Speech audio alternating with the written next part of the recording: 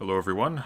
I believe I've actually figured out how to use my headphones and allow you to hear what's on my screen, so this might actually work. Let's relocate this a little bit. Oh, no, okay, good. We'll do that. I might have to move myself around a little bit. It's the first time thing. Anyways. How's the audio?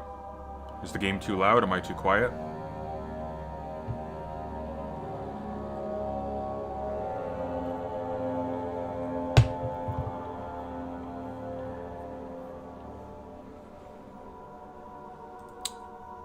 I think we'll turn the master volume down, and then, if that's too quiet for you guys, we can turn it up or down later as we go. Maybe put, there. Let me just test it on my end.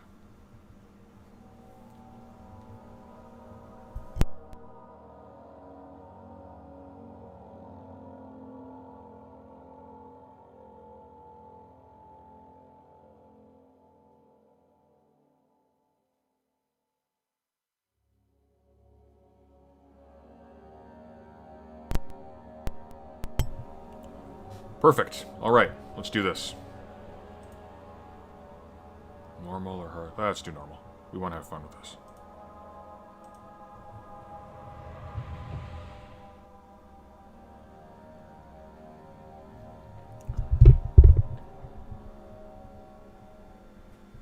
Don't forget, some things mustn't be forgotten. The shadow hunting me. I must hurry. My name is Daniel. I live in London at Mayfair. What have I done? This is crazy. Don't forget. Don't forget. I must stop him. Focus. My name is... I am Daniel.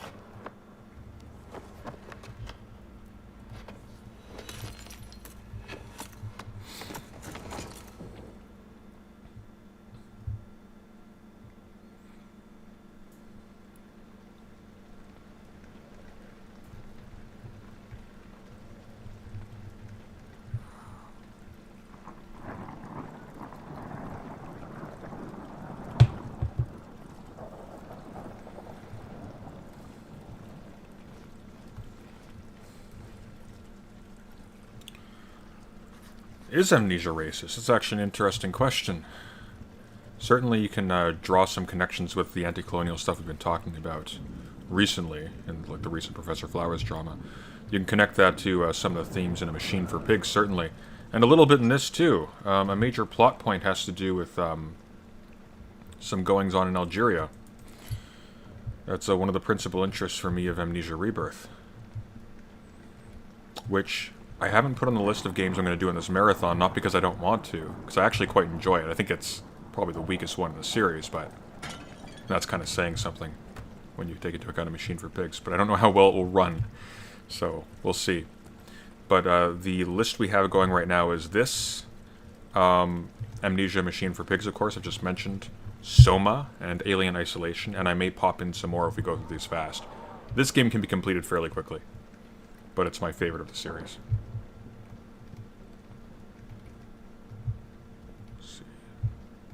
Oh, that's not a tinderbox. Is there a tinderbox here? Nope. Okay.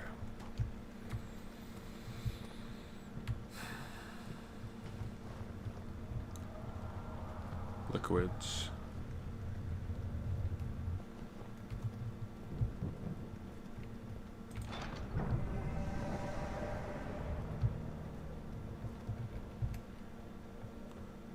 The Nene door.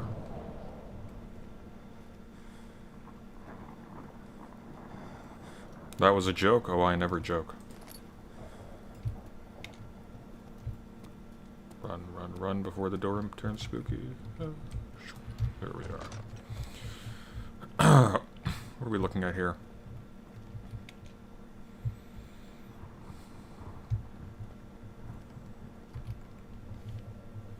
By the way, please name the paintings if you can recognize them. I am not an art person. I am an artist, but not an art history person, so I would be fascinated to know what these are. I do love how well they're produced here, though. It was pointed out to me recently that the Night Watchman. There's a parody of it on the cover of Night Watch, the Discworld novel. But apparently the original, the Rembrandt painting, is like... It's like 2 stories high or something crazy like that. Darkness will make you insane. But the trick is insanity does nothing. Well, it does change the environment a little bit. At low sanity, certain creatures will appear, and certain events will happen, but insanity won't actually harm you. Which I was a little bit dismayed to learn. I was kind of hoping it would kill you or something. It does make maneuvering difficult. So there are reasons practically not to go insane, or to try not to, but it's not game-breaking. And I've already played this before. I'm not going to be too scared during this. I'm just doing this because I enjoy the setting.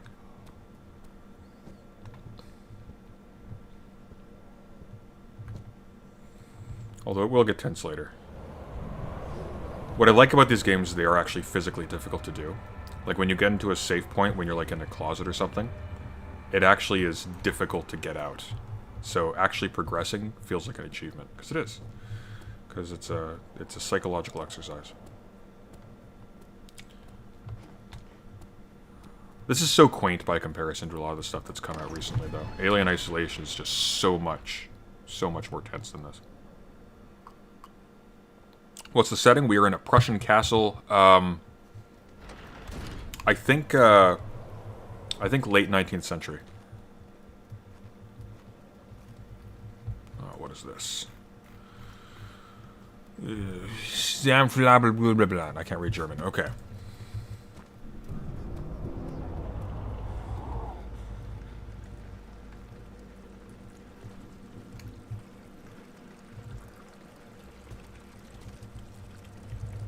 Recreate that scene from Alien. Tinderbox. Yes. Protein. We must hoard that to survive. No tinderboxes here. I thought there were more. Let's see. Oh, what's this? Nope. Nope. The nomos of Amnesia. Actually, you could talk a lot about political horror, or rather the lack thereof of political horror. Horror is always a very private thing. The closest you can get to horror in political fiction is something like 1984, where you are made to be completely alone, outside of history, utterly alone, even in public, or even in politics. But personally, I think horror is where it's at. Aha. And what does this one say? Get back here. Okay, how do I turn this around again? Nope, that's not it. Alright, I guess we're not reading that one. Aha.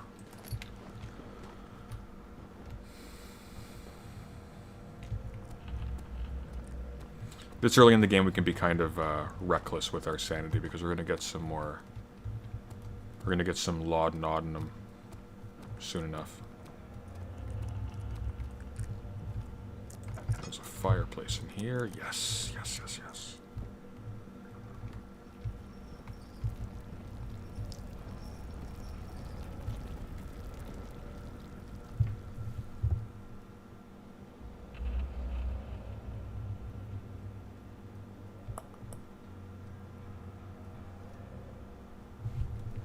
You should get the Lit Crit guy on to talk about the intersection between horror and politics. That'd be interesting. I've not heard of him. What does he do? Well, I guess he does Lit Crit. That makes sense.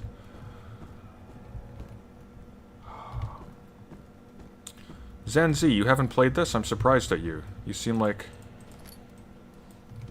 the perfect audience for this kind of thing.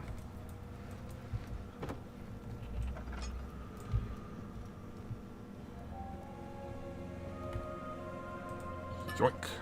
19th of August, 1839. I wish I could ask how much you remember. I don't know if there'll be anything left after I consume this drink. Don't be afraid, Daniel. I can't tell you why, but know this. I choose to forget. Why can't you Try say to why? find comfort and strength in that fact. There is a purpose. You are my final effort to put things right. God willing, the name Alexander of Brandenburg still invokes bitter anger in you. If not, this will sound horrible. Go to the inner sanctum, find Alexander, and kill him. His body is old and weak, and yours, young and strong. He will be no match for you. One last thing.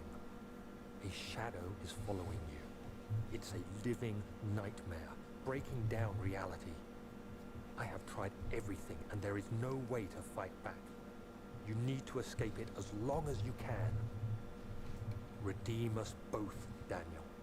Descend into the darkness where Alexander waits and murder him. Your former self, Daniel.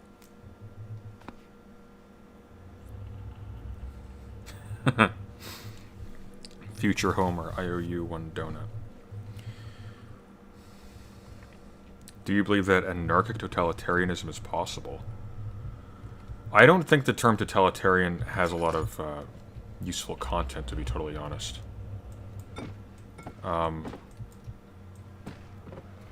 For a start, there actually hasn't been any political form that has had any sort of total control or interest in the lives of its subjects.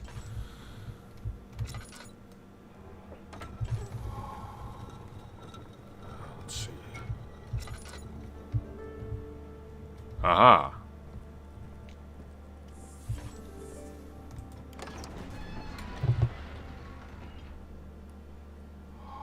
But can an anarchic society be controlling in that way? I mean, I suppose insofar as by anarchic you mean a society ruled by some kind of process that implicates a whole lot of human affairs.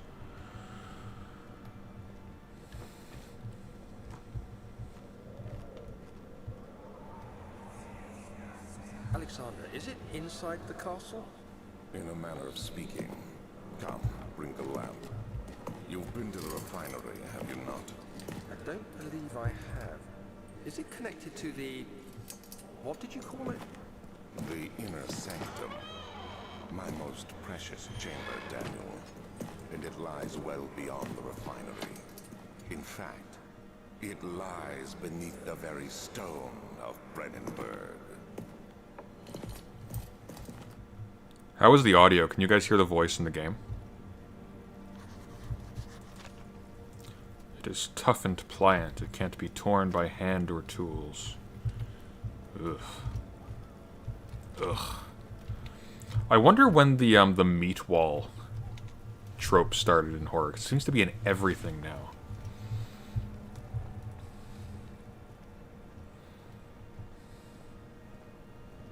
But I mean, a key part of horror is aloneness. Even political horror, insofar as we're calling it horror, it ends in aloneness. Like Winston in 1984, the story culminates with his becoming completely alone. What do you know of the concept of the death of politics? It depends on what you mean.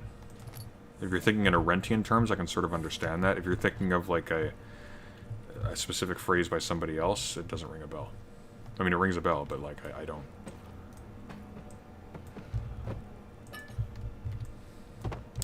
If you want to be technical about it, politics, as it's been sort of fetishized by classics, has never really existed.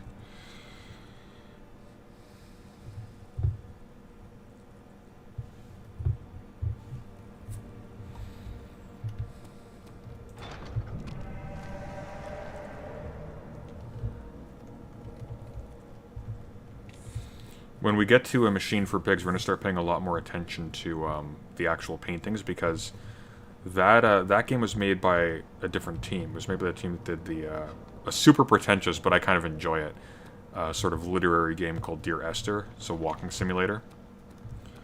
But there's some deliberate use of the paintings to, you know, it's not just meant to give the impression of a rich person's mansion. Oh, somebody's screaming down there. Grab that.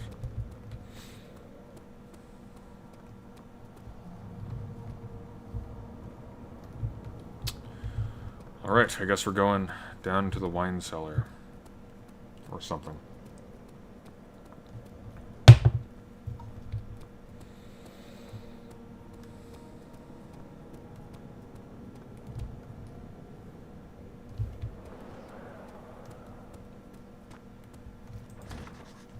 Oh, that's locked.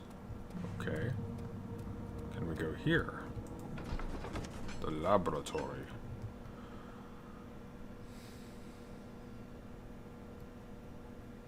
Yeah, I noticed the that Doom had the flesh walls in the hell sections. And even a bit before the hell sections, I think. But I wonder like where those came from, because I don't think Doom originated that.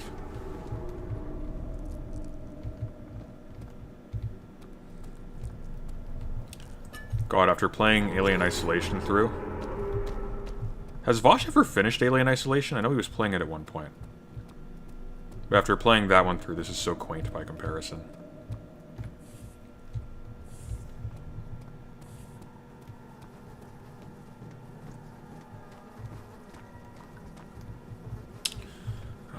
Let's light a lamp. Now... There should be more coop racks. Let me see. And one part aqua force.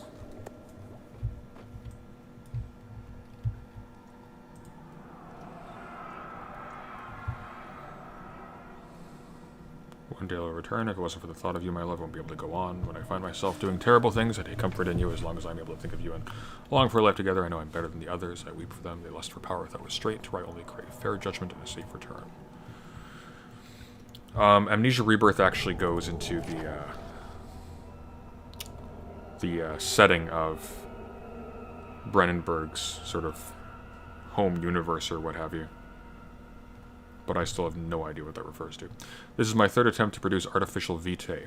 The former compounds lack the potency I need, but I sense I'm close. Calamine and orpiment are a given, and the cuprite binds them well. This time I will attempt aqua regia instead of aqua fortis, and hope it will produce a more even solution.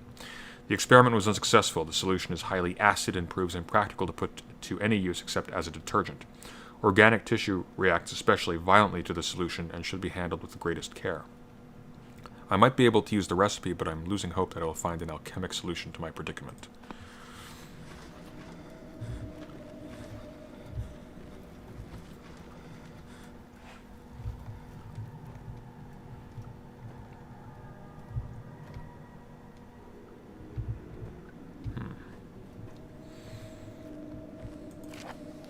The lack of a chimney to properly vent the fumes from my most recent experiments has taken its toll on many of my less stable ingredients in storage.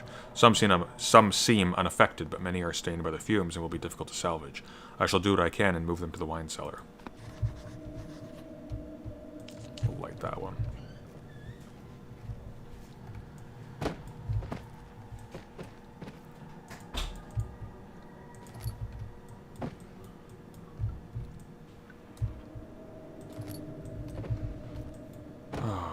Nothing back here, okay. Wine cellar it is. But we'll need a key. And I played this recently, so I should know where the key is, but for some reason, I do not. So we will have to find the key.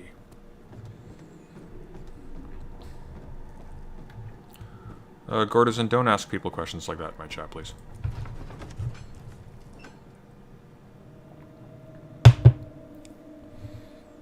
I don't get body horror, it's all just kind of pretty to me. Okay, you weirdo. The door slammed shut. Oh, I can't read that. Damn, it's gone. Okay. We need to find the key.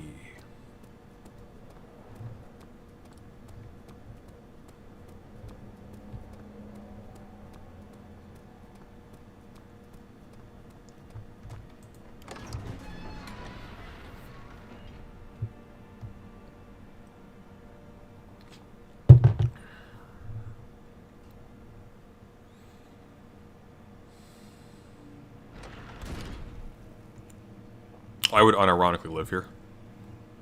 Minus the growling sounds.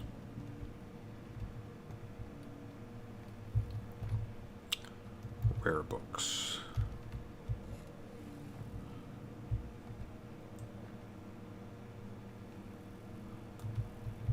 like how the rare books are the same books we found littering the floor everywhere else.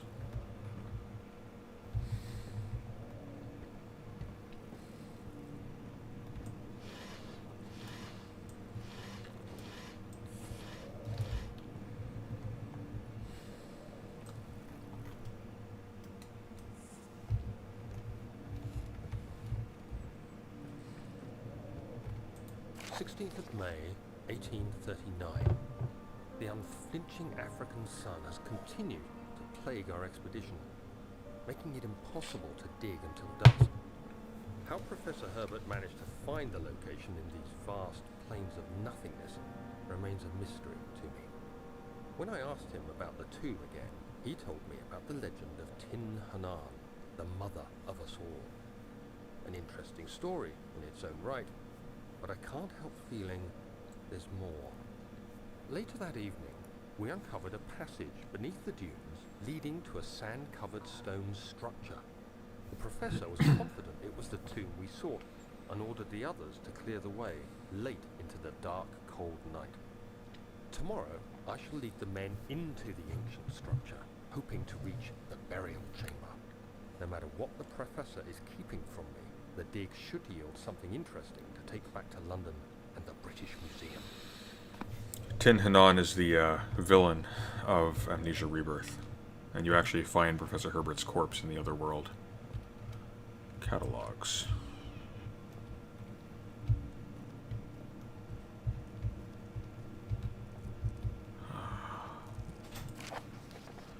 I hereby offer my full attention and services to Alexander Wilhelm's contract.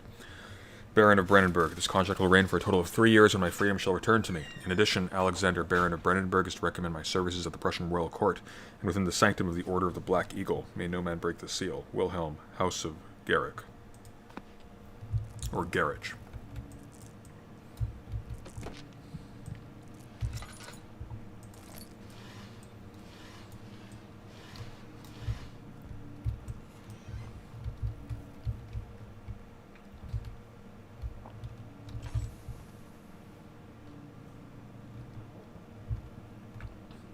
Study.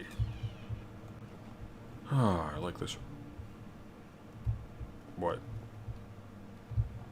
Okay. Thought I heard something.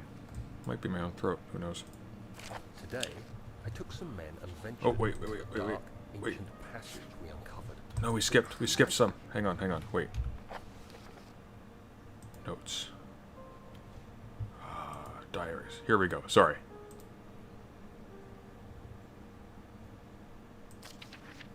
No. Wait a minute. Mementos. Oh, is it not going to do the audio? Am I going to have to read this myself?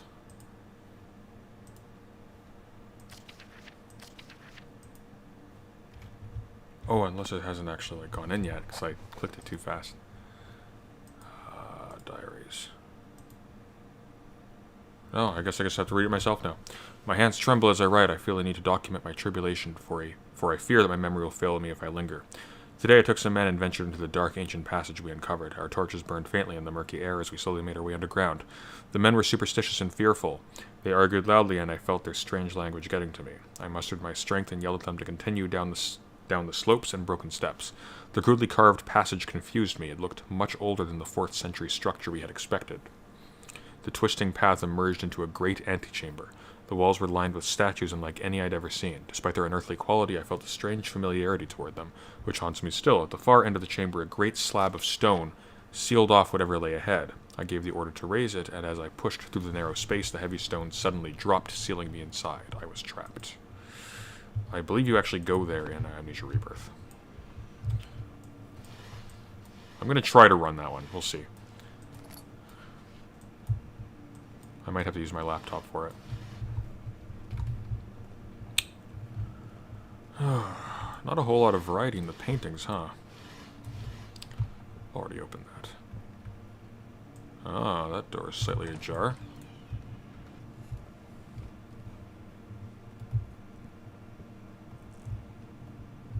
Old tomes.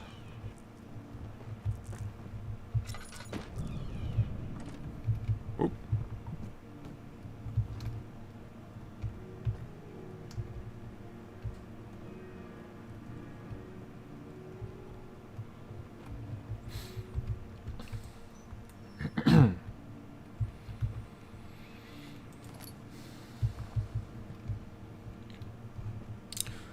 Do you think Lovecraft has a lot to offer to political science? I think Lovecraft writes effectively anti-political fiction. A political approach to, like, say, something like an alien invasion would be something like you see in the Three-Body Problem, where the principal struggle is where the principal struggle is organizing and technology and things like that, and collaborating against a superior threat. But Lovecraft doesn't leave that open as a possibility. I think I might have this painting inside my copy of Moby Dick, actually. No, wait, I don't anymore, because I gave away my copy of my Franklin Library edition. My current copy has no such paintings. Well, it does have a nice cover. Pardon.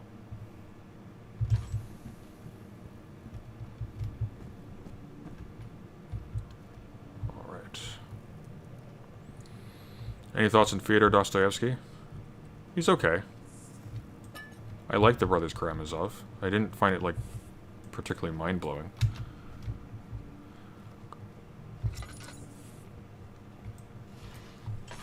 He's interesting. He's worth reading. Not really my jam in terms of entertainment value, but he's worth it. Alright.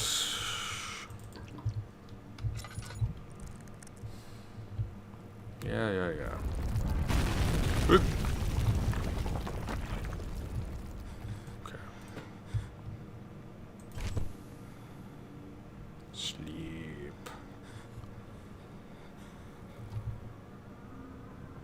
17th of May, 1839. After pounding the unforgiving stone wall for what seemed like an eternity, I realized it was hopeless. I was trapped. I fell to the ground, gasping for air, trying to focus. That's when I saw a faint blue shimmer. My weakened body was heavy to carry, but I managed to push myself toward the enchanting light. It was waiting for me. Enclosed in dark nothingness, I felt myself drawn to the mystic light.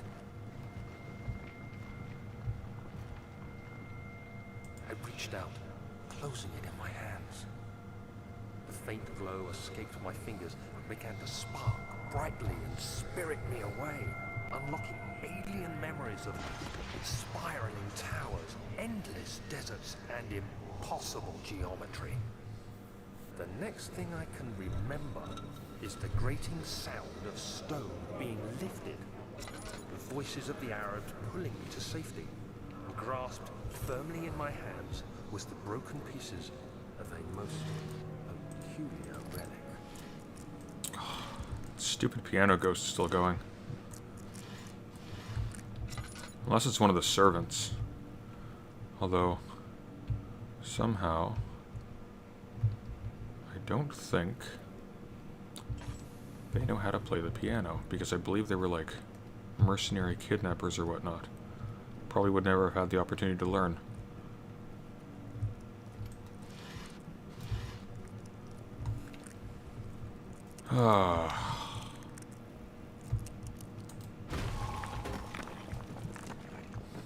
Don't make them like they used to. You have to be swift when you activate the first one. You hear that? If it stops, you'll have to start over. Isn't all this a bit excessive? You can never be Too careful, Daniel. At least they didn't say non-Euclidean geometry. I mean, that's a direct quote from the Call of Cthulhu, where they're talking about Rilya, and it's described as having impossible geometry. Alright, let's recall what this is. So it's... I guess we just do them all. 1. Where's the other one? Where's the other one? Wait. Ah! 2. And 3. Haha.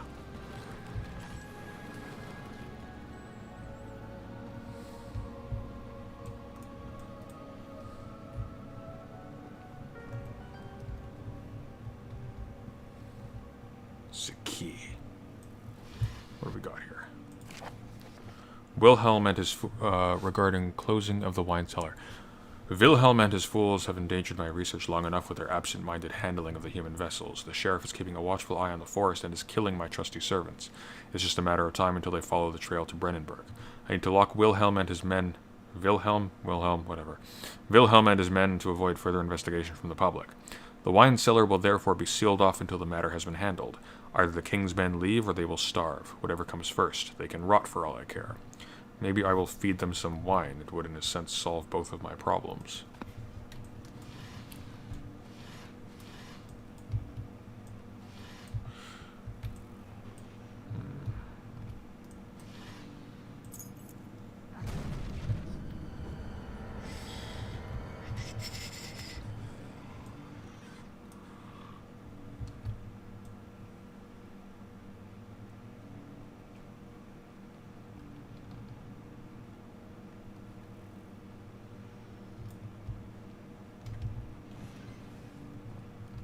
Hello?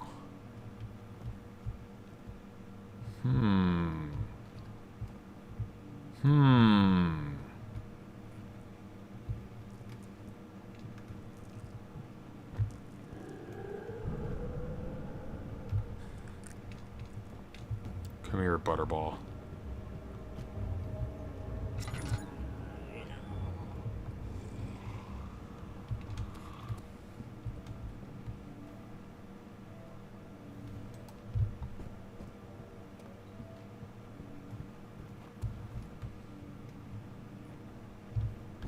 Hearing music from somewhere. Is there another piano? There is another piano!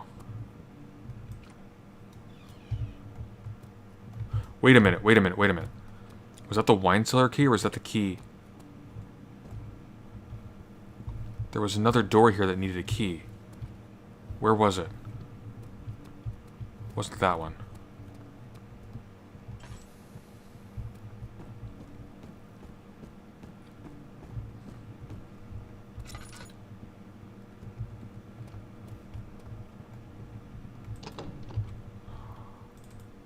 Oh wait, that's the one. That is the wine cellar key. Okay, we can't even get in there. All right, let's go before we use up all our oil.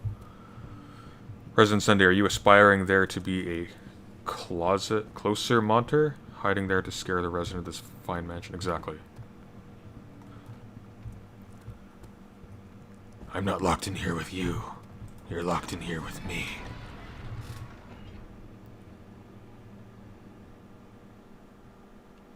An interesting point that Zoe B makes about Lovecraft is that he treats insanity as a privilege offered to only those intelligent to have their minds broken. You're the best typos. Ah! Alright.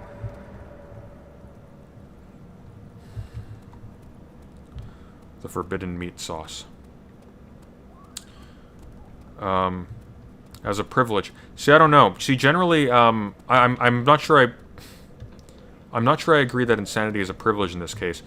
Lovecraft tends to equate academic success with mental illness and, you know, substance abuse and things like that.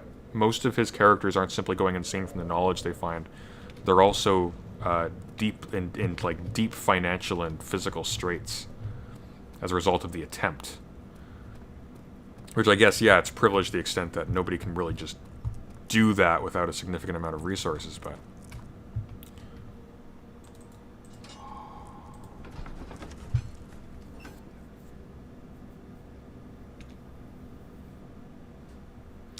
Never read any Lovecraft. Come to think of it, I haven't read much horror, not a genre that has caught my interest. What would be a good start if one wanted to explore it a bit?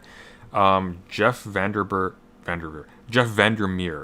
has a novel called Annihilation, which I highly recommend as sort of a good contemporary introduction to sort of what's called weird or Lovecraftian fiction.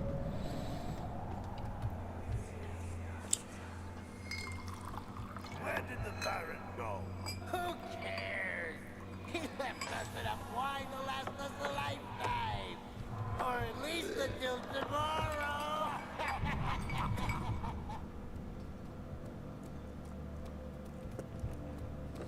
Spelling is a bourgeois concept to keep the dyslexics from taking control. And it's working.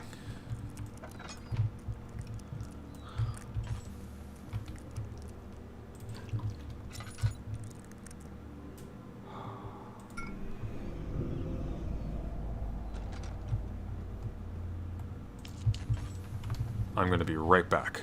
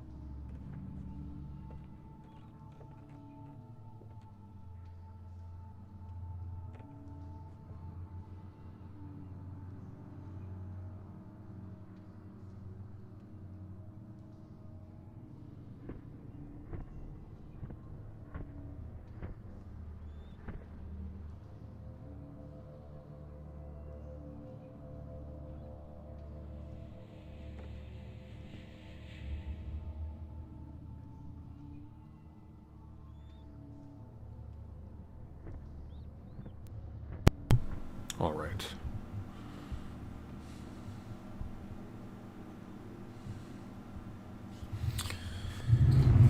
Here we are.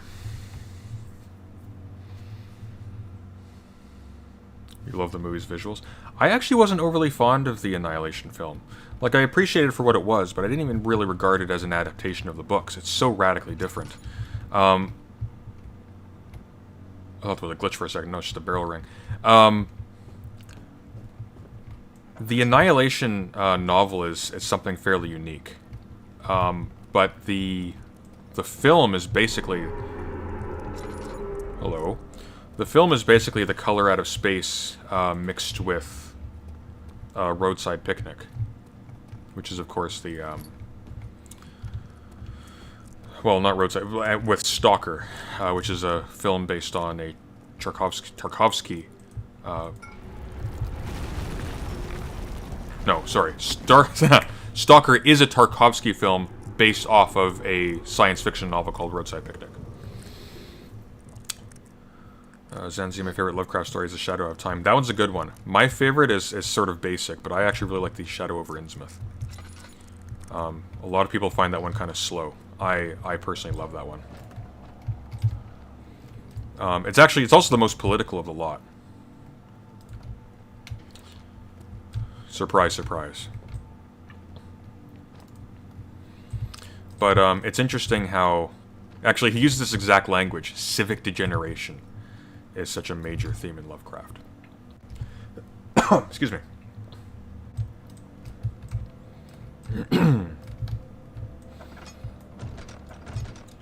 I'm coming off of a slight cold that I picked up yesterday right after my stream with Professor Flowers, which is why that was cut a bit short.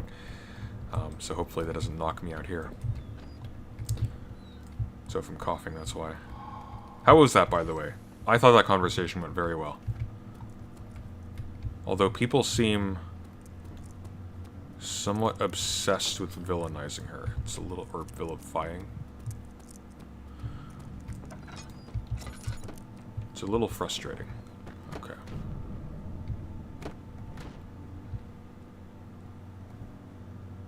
Interesting. Alright. I hear footsteps. The Color Out of Space is good. Again, a bit of a slog. Honestly, I think the most fun Lovecraft... Yeah, you better keep walking. I think the most fun Lovecraft story is Dagon. It's so concerned primarily with describing a visceral scenario, and not so much with... Because Lovecraft overwrites. He's very interesting, but he overwrites, and so a lot of stuff... Oh, and the statement of Randall Carter, I think. Randolph Carter? That's a good one. Sunday it went well. She was okay to plug herself there. First time I seen that in pairing as a guest. Yeah, I thought that went well. I feel kind of bad for her. Not because, like, I consider her an object of pity, but she's not a malicious actor. And I think she's been really underserved by the way she's been treated on these platforms. It's, and like, she's not, it's not even an intelligence thing. Her video essays are really on point and extremely well written. But it's a radically different skill set to be able to argue about these complex topics in real time. And as I brought up in my conversation with her, a lot of these things are being folded together, like black nationalism, anti-colonialism, a whole bunch of stuff, by the way, that she hasn't, I mean, anti-colonialism is something she's on board with, but a whole bunch of stuff she hasn't actually given assent to. She's just largely argued, well, let's, like, take this seriously. And even things like, questions about, what are the limits placed upon a sovereign people insofar as they want to excise other groups from their territory? If we're speaking, like, really clearly here, the answer is practically none. But that's distinct from saying that there are no moral limitations. Right is not something that has anything to do with morality. Right has to do with whether or not there is an impediment to you doing a thing, or whether or not you have the contracted ability to do it. It has to do with ability, bluntly. And she very clearly even says at the end, like, look... And like, you'll notice in her conversation with Vosh, she never brings up morality. Vosh brings up morality constantly, because he's sort of operating in sort of an internalist liberal mode, which in practice, so would I. But by the end of that conversation, and consistently in conversations following that, she has been categorically against, even an ethno-state, frankly. She just asks that we, you know, understand the motives behind people in that situation who want one. It doesn't necessarily mean that's a good idea. Okay, so... Oh, laboratory. Right, we need to mix these. Thought the comments in the video were mostly positive. Yeah, I did too. I was actually fairly pleasantly surprised that we didn't have a lot of hostility in the comments. I was... Your change of heart on that topic was actually quite inspiring. Do I think the monster is real? In Amnesia? In canon, the monster is real. Do I think the monster we just saw is real? No. Because there's actually a way to encounter it. And it disappears right in front of you. So the idea is you're sort of, you know, you're hallucinating. This part was so tense the first time I played it, but I'm... Oh, there we go. But I'm used to it now.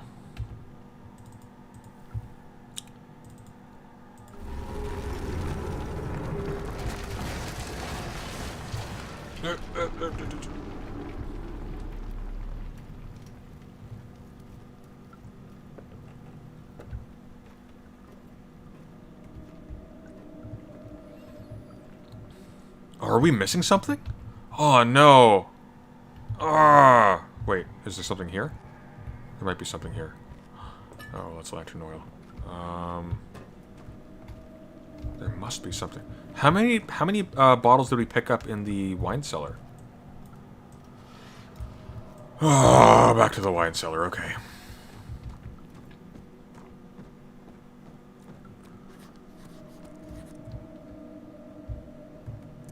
Unless... Wait, I think there was a... Ew, that didn't go well. I think there was a bottle in here somewhere. If memory serves. Alright, we need that. This always, I found kind of funny how it just kind of like shoots into place for you. One thing Amnesia Rebirth does that's a bit better is that it allows things to just kind of sit willy-nilly and you have to use the physics to actually climb.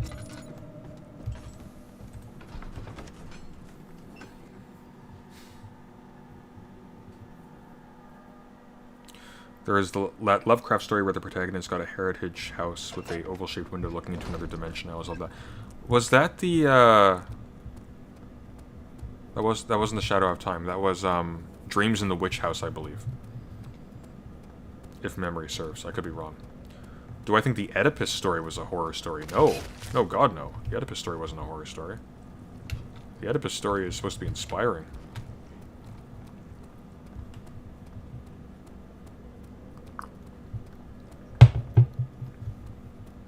There's a really good chapter in the Greek Discovery of Politics on, wait, is it the Greek Discovery of Politics? Let me check quickly.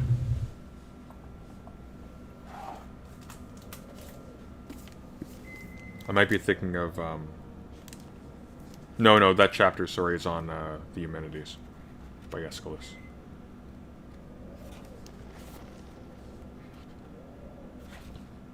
I think it's mentioned in here, but I quite forget. That being said,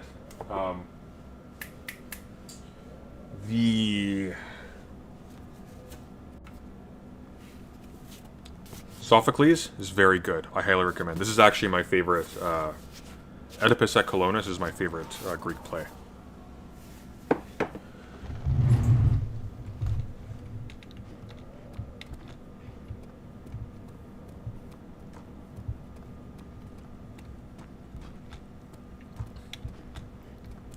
Alright, wine cellar. Yeah, Brown Jenkins is disturbing.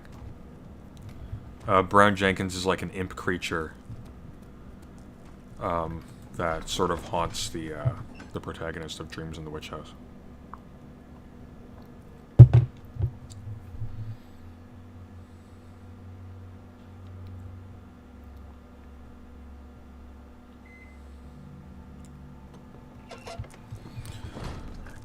Okay, we need to find the last goo.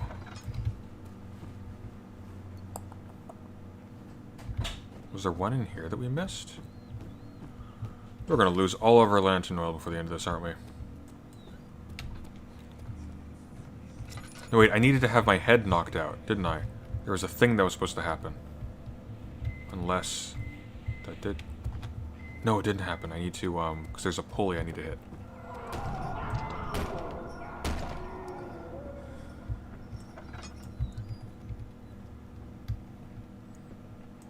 Well, hello there. Oh, can I pick that up? No, but I can squish it in my fingers. Lovely. Yes, this is where we are. What's happening? Feels like my chest is going to burst. My God, Wilhelm, do something! No, not Wilhelm. Accept it. We're not getting out of here. How can you say that? Alexander, you piece of shit! Let us out of here! My name is Wilhelm House of Garrick. These are my final words, my confession and statement. 2 years ago, I was summoned to the Castle Brennenburg. As most of the aristocracy... I don't know what accent that is. As most of the aristocracy, I was curious about what the supposed Knight of the Order could want from me and accepted the invitation. The Baron was friendly and offered me a proposition. It dawned on me that the nature of the contract was sordid and that the reason I was chosen was that because of the follies of my past and not the honors I've been rewarded with during my time as a soldier. I was to kidnap healthy humans upon his slightest whim and do so without asking questions. In return, he would attest to my character at the royal court, advancing my position within noble society. I would like to claim that I struggled with my decision, but it came swiftly and I accepted wholeheartedly. Ever since that day, I've brought men, women, and children to Brennenburg. I can't remember the numbers, but there were many, perhaps even 100, none of whom were ever seen or heard from again. Tonight, the Baron invited me and my men down to the wine cellar to celebrate our work. I had my suspicions as we descended the stairs, but he insisted and joined us in a toast. The wine tasted fine, and my men drank without restraint. So begins the punishment for our sins. The Baron has locked us up and returned upstairs. Forgive me for what I have done. I was weak and fell into his diabolic ways. My men are screaming. Their skin has been pierced by their own tangled bones. I feel my insides revolt against their God-given nature. Blood has begun to pour from my eyes, and I can no longer... Ugh. Must have died while writing it. Okay.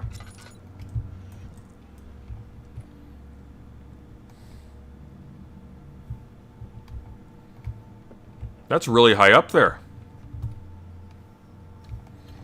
That one must have been under pressure. Okay.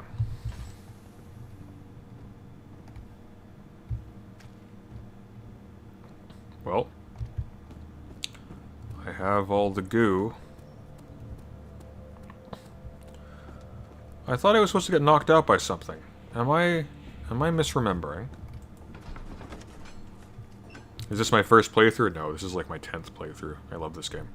After enduring 3 days in Algiers, a sailboat was finally arranged to take him across the Mediterranean Sea to Gibraltar. Having reached British territory, it's a matter of reserving a cabin on SS Hortensia, headed for London. Oh my god, I read it in time. Alright, we are now officially done down there. Ah! The Forbidden Jam.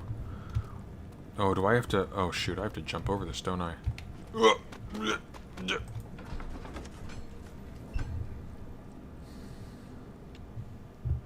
That being said, when I'm playing Alien Isolation, it may as well be my first playthrough, because the bloody thing never leaves you alone. Whereas once you know the game with this one, it's kind of safe. I was actually fortunate. I didn't read any reviews of A Machine for Pigs the first time I played it, so I didn't realize that there were actually so few cases, or instances, where the monster can actually attack you. So I was actually like super tense throughout the whole thing, and I really enjoyed it as a result. And then after I finished playing it, I looked it up, and apparently now it was all smoke and mirrors. Dun, dun, dun, dun. Oh, wait, I need fire, don't I? Oh, that is fire. Okay. Ah, and then I spin the wheels. Got it.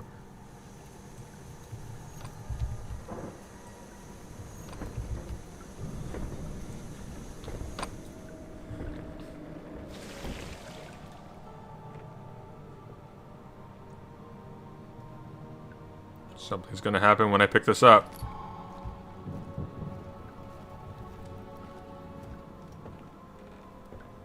Hello?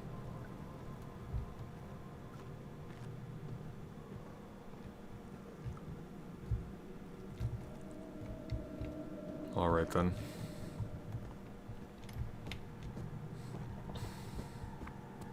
This was so intense the first time playing it. It was actually...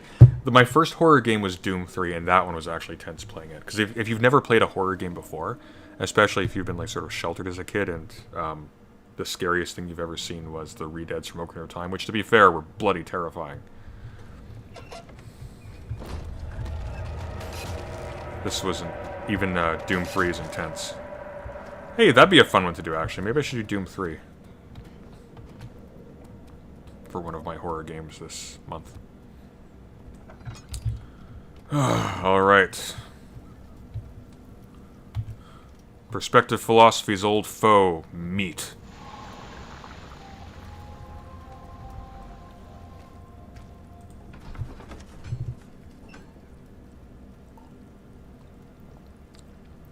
You should play Planescape Torment. I would love to play Planescape Torment. The problem with RPGs and point-and-click adventure games, there's so much reading. And grinding. It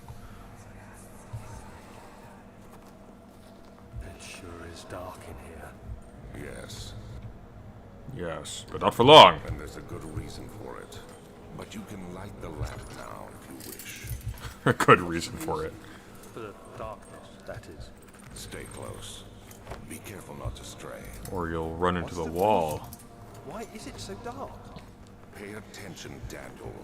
It's important that you keep going straight and make sure not to stray. So I think the implication here is that there are, well, he's okay with the lamp being on, but I think the implication is that the servants are working in here. And they will hurt you. Although I believe we're actually safe still.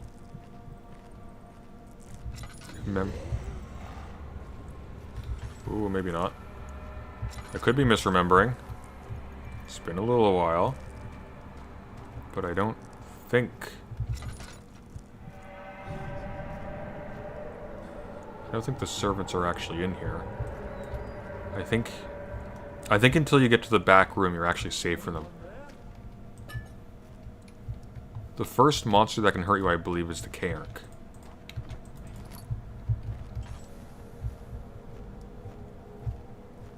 Still, it's got me a little bit on edge. Just a little bit. Ah, a lot of them.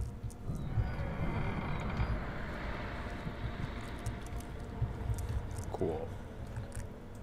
22nd of June, 1839.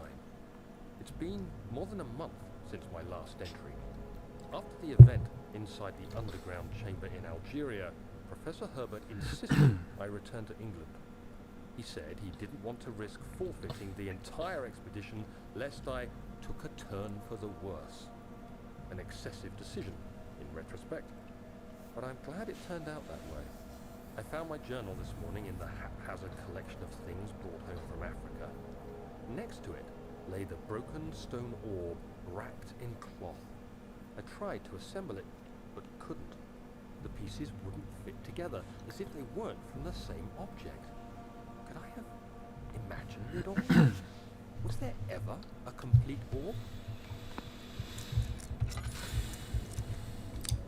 Fatal Frame Project Zero was the first horror game. Oh no, sorry, Alone in the Dark was my first horror game played. I like the idea of Fatal Frame. I'm kind of spoiled by games like this, to be honest. For the simple reason that, I mean, in retrospect, these are super scripted, but I've been thinking about it a little bit. I was thinking about this a bit earlier today. There's lovely. There's sort of a rawness to a first-person game that a third-person one doesn't have, because a third-person one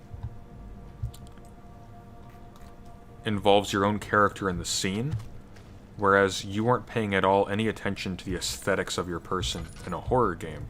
You are simply surviving. You're not doing cool stuff. You're just doing stuff that keeps you alive.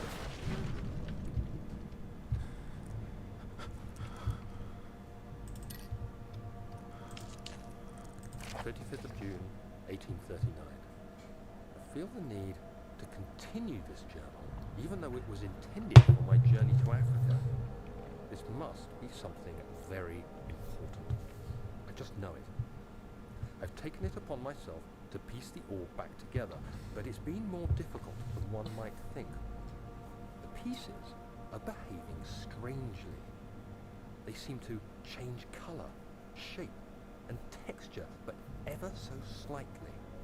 Yesterday, I took careful measurements and notated any significant markings. Today, I confirmed my suspicions. They were changing. I was terrified and rushed off to see the finest geologist in London, Sir William Smith. I approached the subject with care, and we discussed how rocks change form. He told me about the nature of glass, how it eventually collapses on itself, like ice slowly melting over the course of centuries. Smith eased my mind a bit, but I can't escape the feeling that these shards have otherworldly properties. Alright. Yeah, so as I was saying, there's an authenticity to horror that there simply isn't in a lot of other types of games. And you actually, funnily enough, I was flipping through this. This is a point where So makes one of the chains, if you will, that bind us in modernity is that we are obsessed with appearing to other people in certain ways. Whereas in nature, we do not have that. And in horror, because we are so alone and because our concerns have entirely to do with our survival, there's an authenticity to it that is simply not in other games. Like when you're playing Zelda, you manipulate the camera or like Shadow of the Colossus is a better example, games like that. You manipulate the camera to make the scene look beautiful. You don't do that in this. Although I am trying not to shake it around too much so it's not seizure-inducing.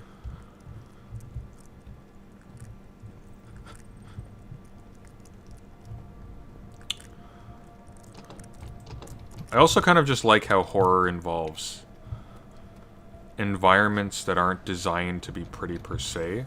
They're designed to represent places. And horror often involves political environments. Alien Isolation is set in effectively a city. Or System Shock 2, same thing. To the extent that a spaceship can be a city. Okay, what are we doing? But they're emptied out.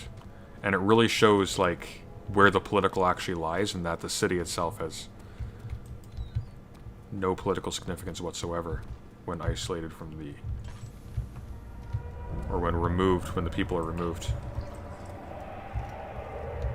And it's not because there's no agonism, it's because the agonism is between men and lions, as it were, to use Achilles' phrase.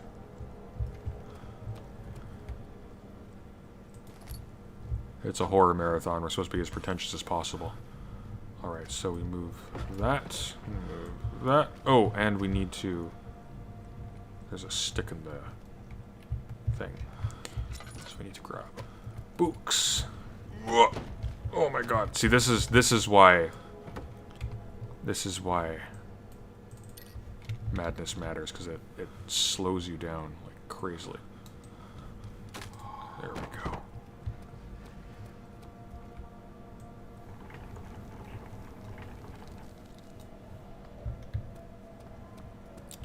Isn't it more like a coal town in space? Sort of, but it still has like... It still has government, it has dwellings, people make decisions as to how to run things, you know. Ah, here we are.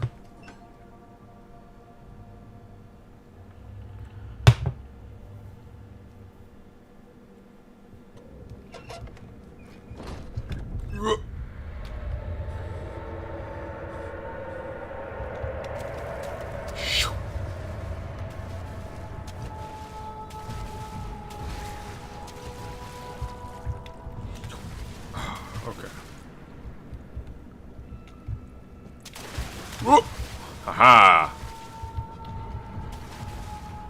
Thought you could pull a fast one on me, didn't ya? Is this timed? This is freaking timed, isn't it? Alright, well... That's okay. I've got an ace up my sleeve.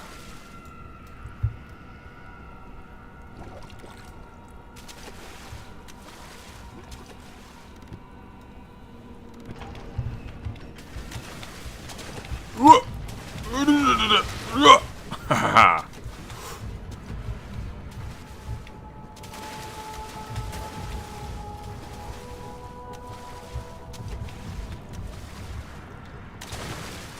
Oh, get it. Get it. Okay. Okay. Okay. Okay. Whoa. Whoa. Run. Get through the gate. Get through the gate. Get through the gate. Yes. Ha ha ha ha. I win. Alright. Oh, this place. God damn it. Okay.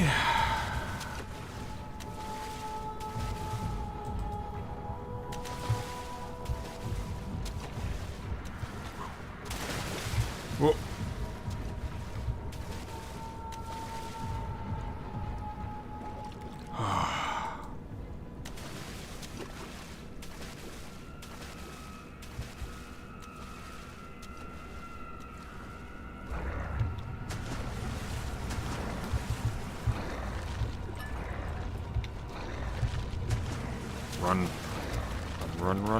Run.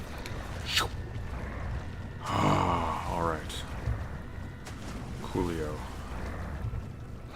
Can I move this one? Yes, I can. Can I stand on that, though? That is the question. I think I can. Okay. Dinner time. No, don't eat the goo. Wait, is it actually eating that shit? Lovely. Okay, in the meantime, let's try and stand on this. Oh, not close enough. Okay, let's try.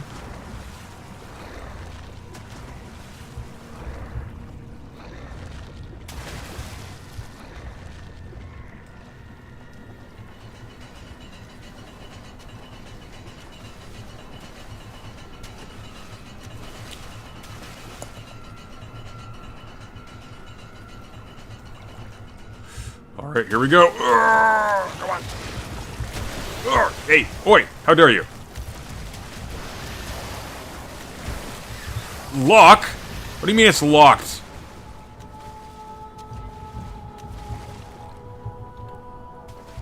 Okay.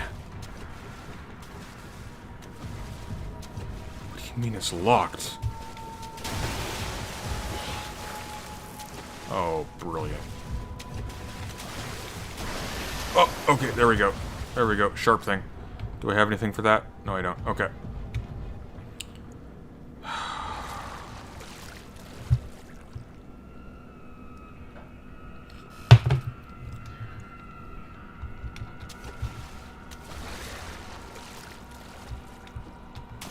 Oh, hey! Ah, really? Really? Dead flesh can act as a distraction.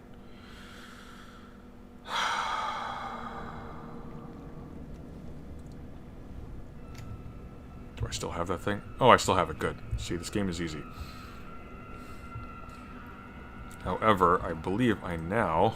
I believe I now need to open that gate again, which is fine, because now I have the requisite materials.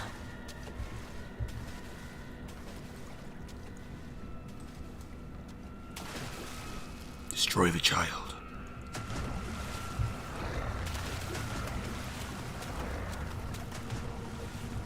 Hey, my box is gone.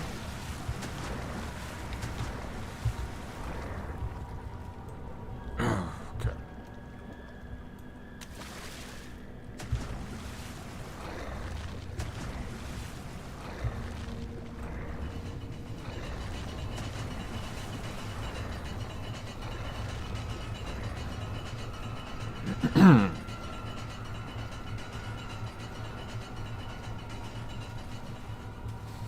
I remember playing through the opening of Dead Space, having that thing chase me and deciding it was just too much. Oh boy. You'd love Alien Isolation then, wouldn't you? Didn't you... How the hell did you even get there that fast? Wait. It's open now?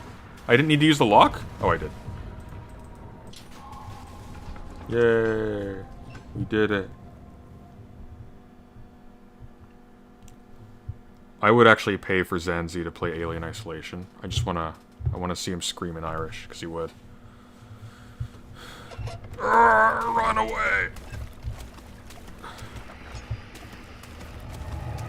You can't get me Italian food.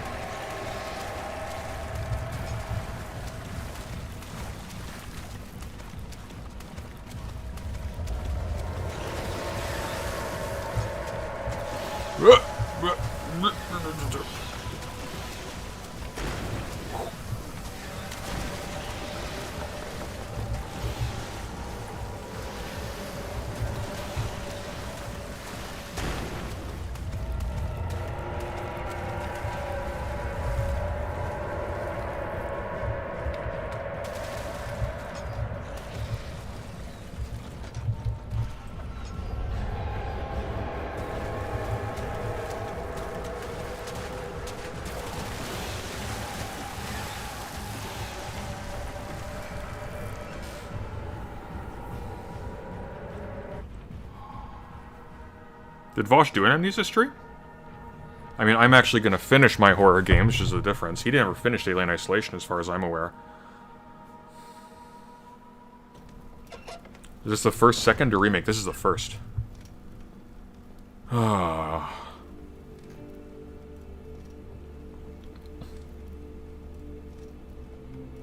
Ah, yes. The calm, relaxing chamber of the demonic centipede baby. With the legs sticking out. That I can grab for some reason. Okay, that's inappropriate. Anyways.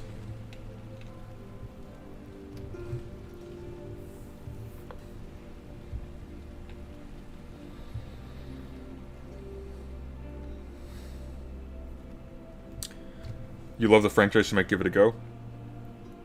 You're gonna love Alien Isolation because it actually recreates almost flawlessly the aesthetics of the first movie.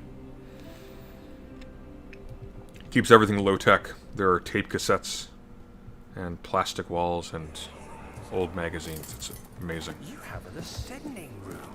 Will it take us to the inner sanctum? It will definitely take care of the vertical part of our journey.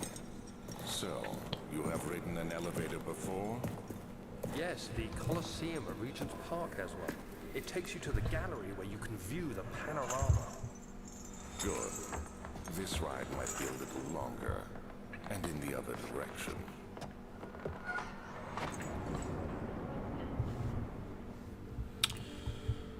Alright. Okay, we need to find supplies, because we are very low. Yeah, Alien Isolation is great, although stressful. Very stressful. This is nothing by comparison. This was super intense the first time I played it. A little less tense the second time I played it. After playing Alien Isolation, horror games don't really do it for me anymore. Although Amnesia Rebirth had some moments. The problem is that with Amnesia Rebirth, once you figure out what the triggers are, Amnesia Rebirth had some stupid mechanics that just made it unscary. Like, you go insane too fast, and when you do, your character just does this weird runaround thing.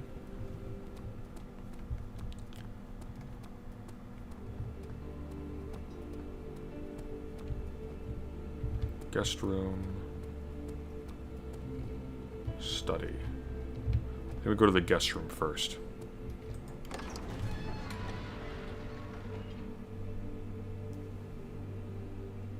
I actually did love the Alien movie way better than Aliens. The Alien movie was a proper horror movie.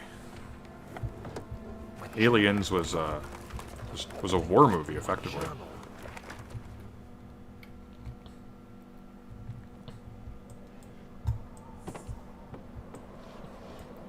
And that's the thing. Ooh, we need that. Once the rest of humanity is brought in, or even just a company, it's no longer a horror thing because you're no longer alone. Now it's a war movie. 2nd of July, 1839. I received a letter today from the Algerian governor's office disclosing the fate of Herbert's expedition. About a week after my departure, Abdullah, one of the men traveling with us, returned from the desert. He was badly injured, as if maimed by a lion. The man rambled deliriously about the expedition being attacked by something horrible. The French quickly dispatched a search party to look for the expedition. After searching for days, they found the camp abandoned without any trace of Herbert or his men. Tomorrow, I'll retrieve the things they recovered from Herbert's tent at the customs house. I don't know what to make of it, but I'm worried for him.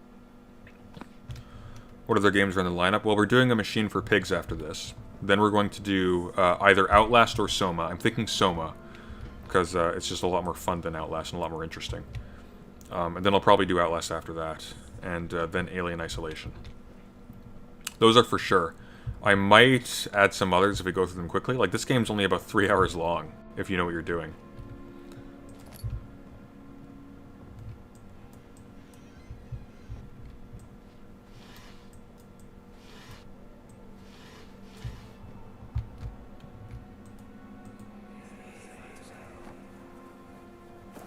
Daniel?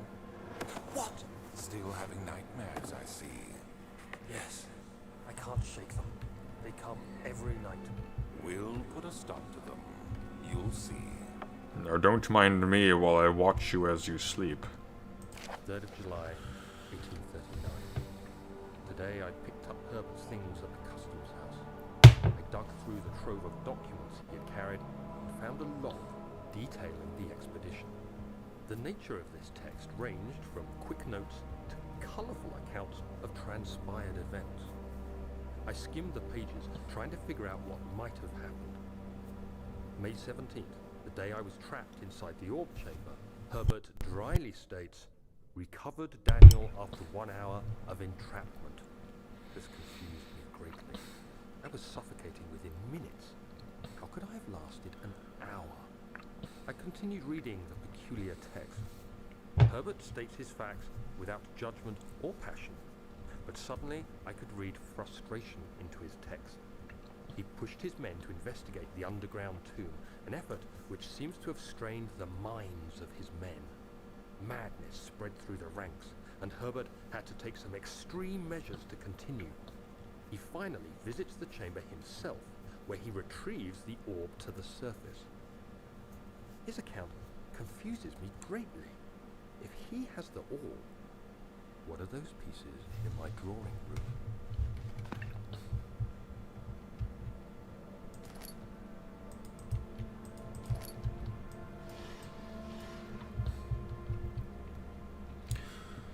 Amnesia put me to sleep one time. I actually find Amnesia, like, really comforting. Like, I find these environments, I like them. I'm not particularly intimidated by the environment of this game. I would unironically live here if I could. I don't care about the mess. Although I guess not knowing German would put a damper on things, and I hate cockroaches. But,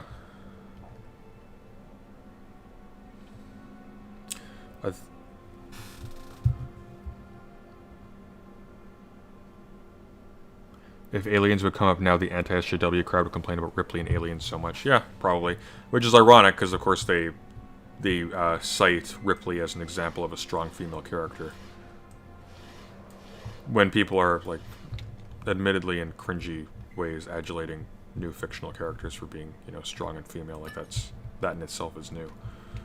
It's not, but it is uncommon.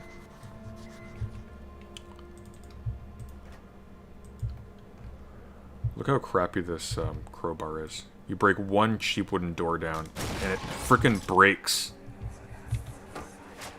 The key. Please, let it be here.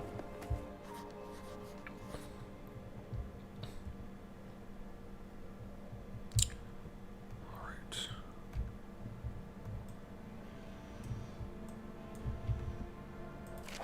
July 1839. It's done. The orb is assembled. I was awakened by an exhausting nightmare. Shaking and sweating, I retired to the drawing room with a cup of tea. The relic pieces lay spread across the table as I'd left them, but somehow I knew how it was supposed to be. I fetched the tar, which I had prepared to fix the pieces together, and without fault I joined them, producing the orb I remembered so clearly. The tar proved unnecessary. It was pushed out from the joining pieces as they merged on their own, with no adhesive. The ancient stone relic now rests on my table. Its immaculate surface and perfect shape could have been molded by a factory. This is all too strange. Amnesia is too scripted. Every time you pick up a key item, it gathers spawns. No, actually. Earlier in the game, yes, that is the case. But later on, I didn't even touch that. What on earth? Oh, thank God, there it is. I guess it is a good place to hide it then.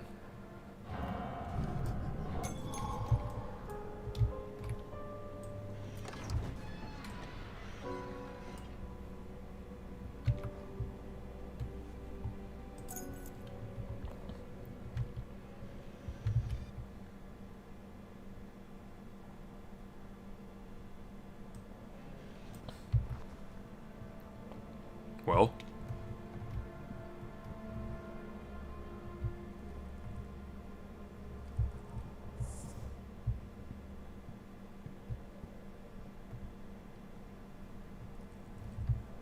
Did I skip the event? It was supposed to attack. There was supposed to be a creature coming. I guess I broke the game.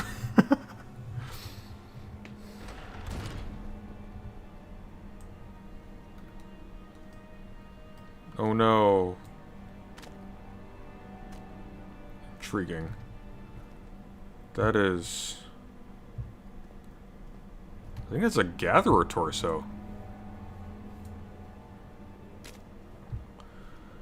Anyways... I think I hid too quickly. I know they immediately despawn if you let them kill you. Yeah. Yeah, this game is undoubtedly less scary than Alien Isolation, because the creature never despawns. It just... I mean, it sort of does despawn quietly, but you're never actually safe. And unlike in this game, where you can technically hide indefinitely, you can't hide indefinitely in Alien Isolation. Everywhere you hide, it will eventually find you. It's just a matter of luck and time. Although, I've learned that playing Alien Isolation on hard isn't actually getting the correct experience of the game, because it just means the alien is always there, and it sort of kills the immersion, because a part of the fear is like not knowing when it's going to come out. If it's always out, well, that's lame. It's actually scarier on easy than it is on hard.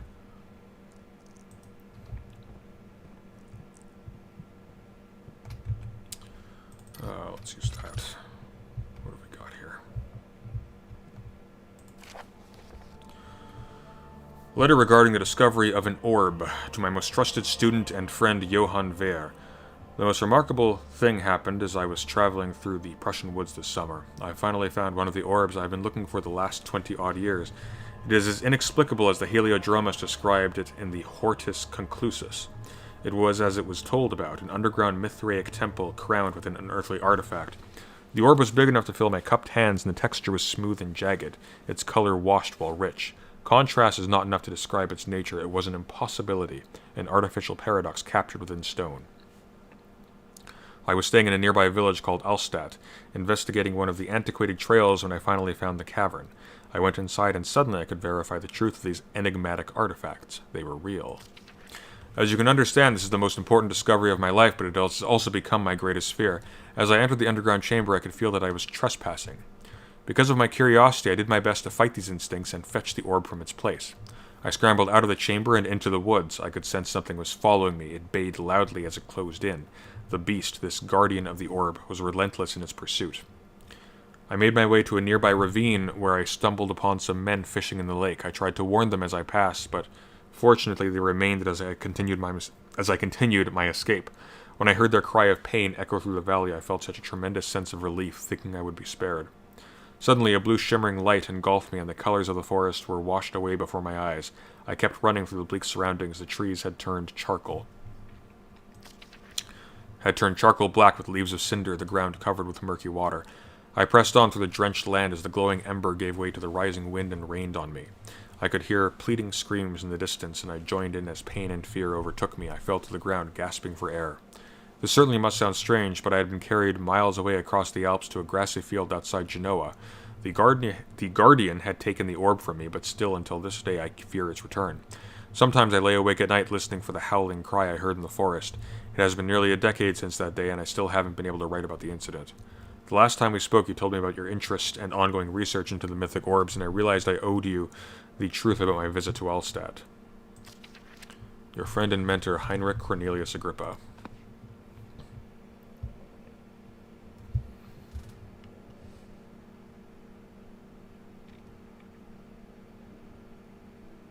Oh yeah, I also enjoyed Event Horizon. Incidentally, that was the inspiration for Dead Space. Actually, funny bit of trivia. Dead Space was originally designed as a sequel to System Shock 2.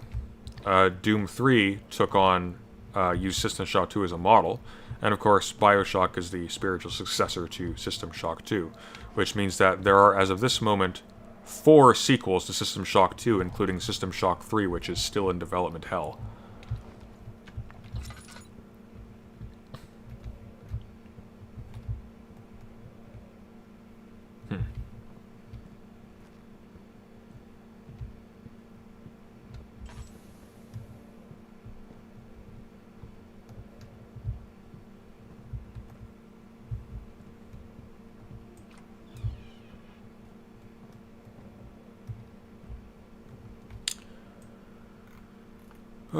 Intriguing.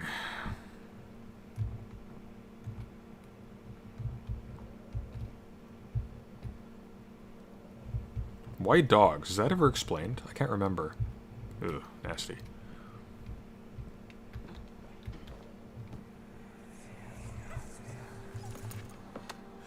Let's see what you have to offer.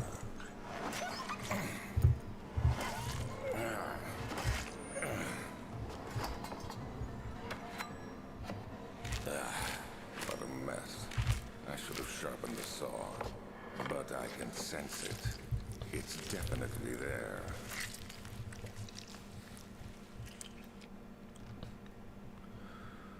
System Shock 2 is brilliant. I actually think it was scarier than most horror games today.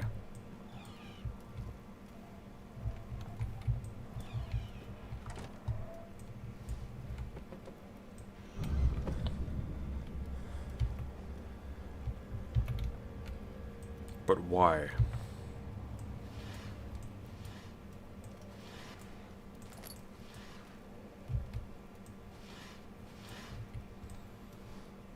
What is this? Some kind of... Huh.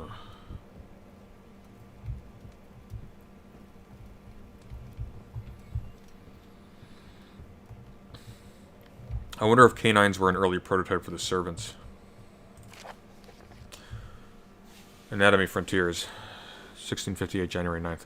Further disappointment, the antiquarian's latest findings yielded nothing. I am still unable to grasp the inner workings of life and its relation to the power I sense within it. I shall pursue more books on the subject, but I suspect it will be in vain.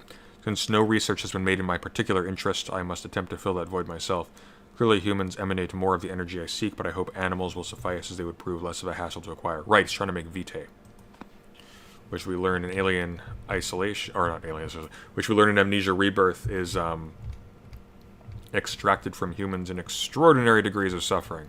So when you go to Alexander's world, you find these horrific cells, translucent, like coffins basically, where people are sort of trapped inside in a claustrophobic nightmare world and are just tortured endlessly to have vitae extracted from them.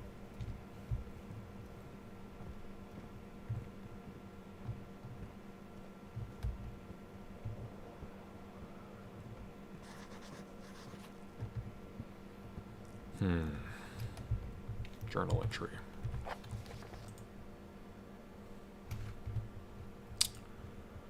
Find another way around the rubble. Right. We use the windows.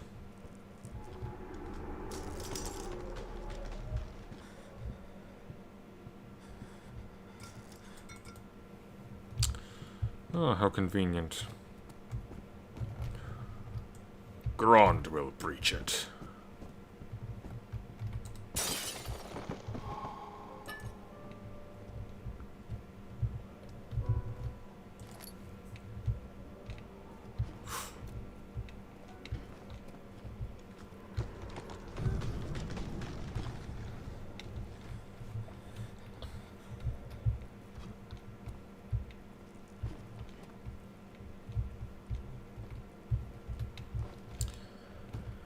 Here we are.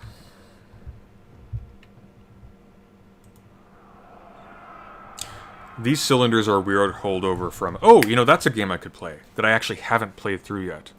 And that's, Penumbra. That would be a good one. When will it be my turn? Have I not shown restraint? My patience spans centuries. From where I came, mankind is not even a wasted breath, yet now I bow to you. I have done so much for you, and I have gained nothing in return. Agrippa, I trusted you. It was I who in all fairness should have entered that gate. I don't think these cylinders are by Alexander. I think the cylinders might be by, not Agrippa, but the other guy.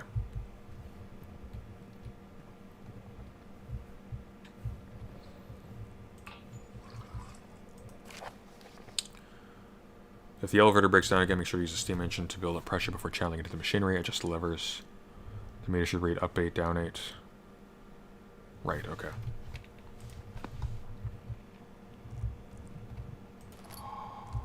Need a few of those.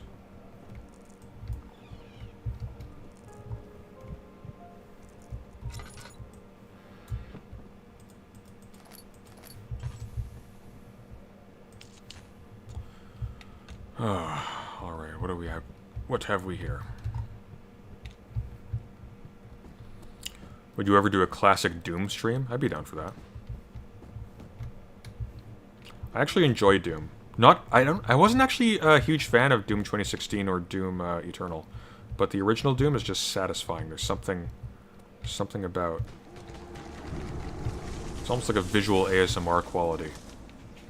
The shotgun is just such a satisfying weapon. Even without any sort of vibration, it still just feels right when you shoot it. I originally played that on Xbox because I had the tin special edition of Doom 3 that came with classic Doom 1 and 2. And I really enjoyed it.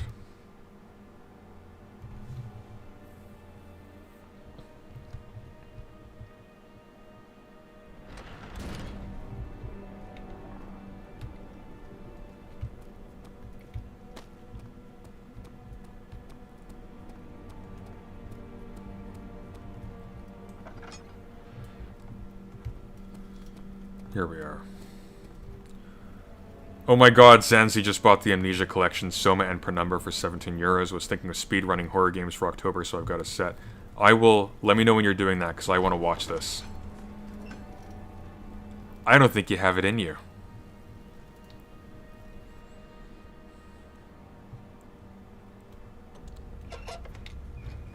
Alright.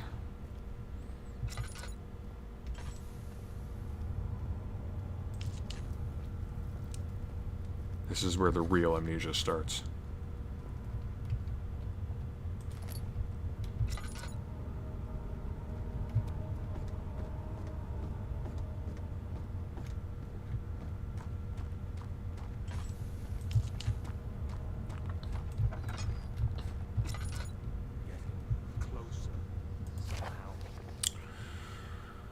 Alexander, I've prepared the explosives you need for clearing the flood drain. I can't stress how important it is that the mixture is handled with care. Please try to tell your feather-brained servants before you go ahead with your plans. The liquids are not by themselves explosive and should be kept separated to avoid further mishaps. I've arranged 2 large vats in the next room for the ingredients. All you need to do is to mix the liquids and you are ready to go, Agrippa.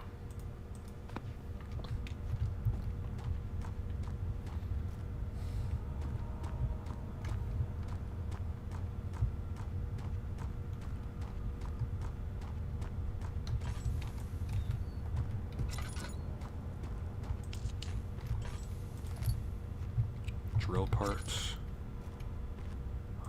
Take that. Let's get out of here.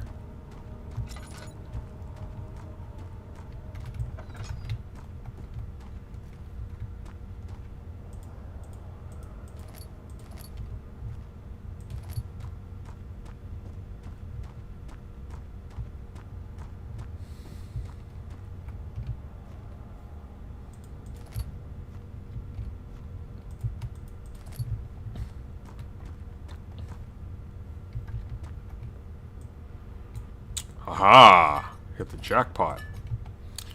How are we doing for oil? We're actually doing okay for oil. Good. Okay.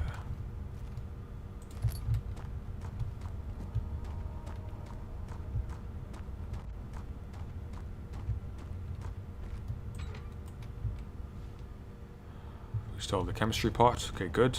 Good, good, good. And we need to... Valve is rusted shut. Looking for a valve that isn't rusted shut. But I don't think there's one up here.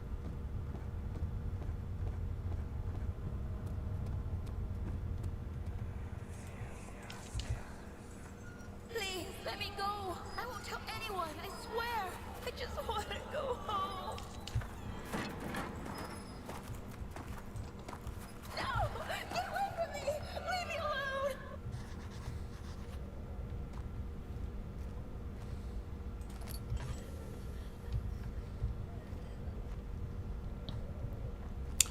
President Sunday, thoughts on the Silent Hill series? I've never been a massive fan, to be honest. Like, I do like sort of heterotopic horror, where it's like... It's a different universe and the rules are different, and part of the horror is just... You know, like in that song from the Matrix trailer, logic and proportion of fallen sloppy dead, but... I found that one always felt kind of forced. Like, it's abstract to the point of being meaningless. You know? Like, it's sort of vaguely creepy, but I just kind of... Oh, here we go.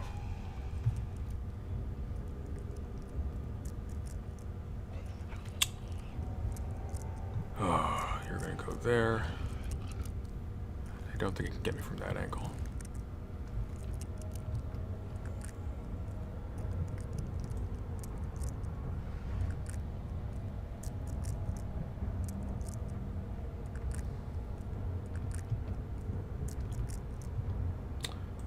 I didn't find Pyramid Head that scary.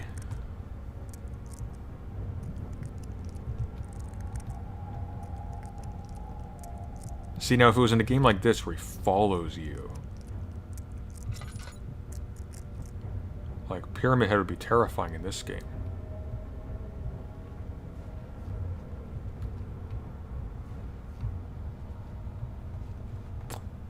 Okie dokie.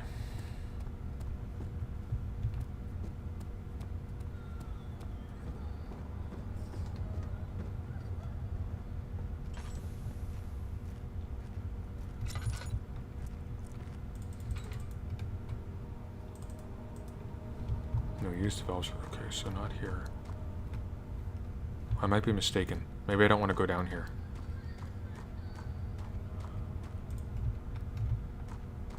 Let's do something else in here. Nope. Okay. Up the stairs until we get to the tunnel. Oh, I think he's opened the door. Nope. Okay.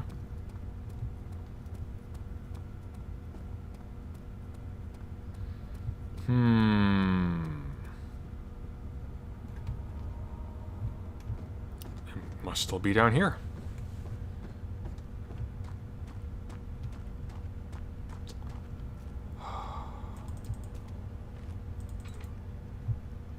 Valve is rusted shut. Oh, what's this?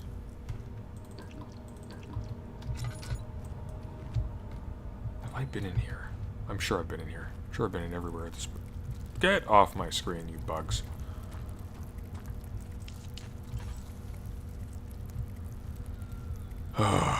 Start the light for a sec.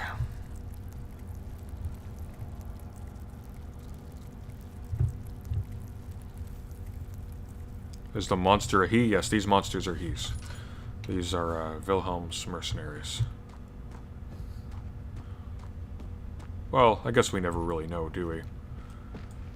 Don't think there was a lot of awareness of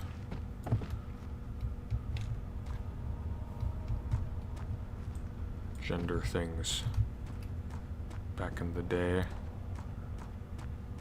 In this setting, at least.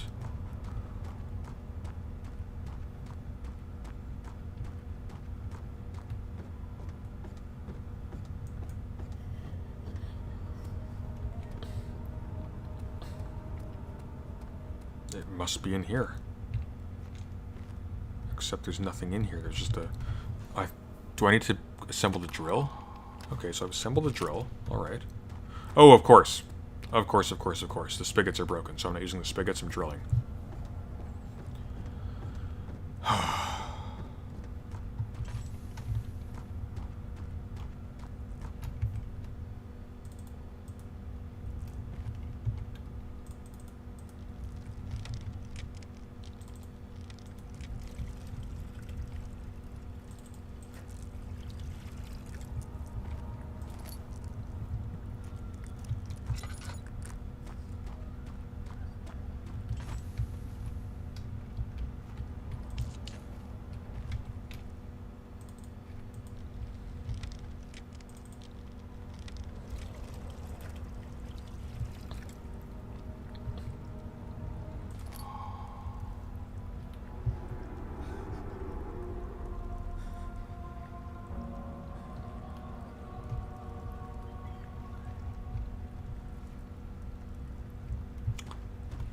Now we have to run.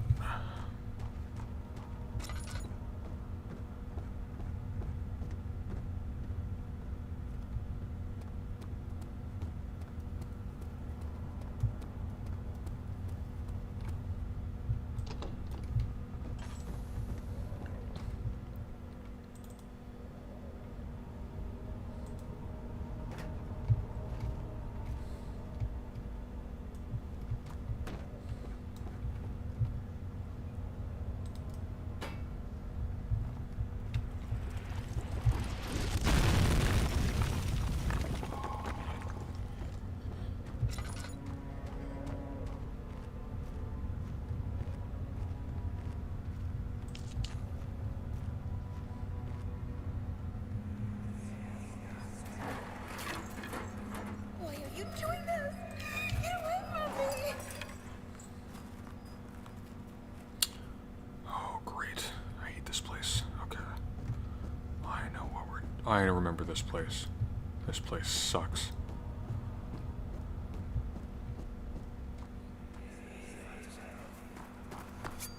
Oh, God, please.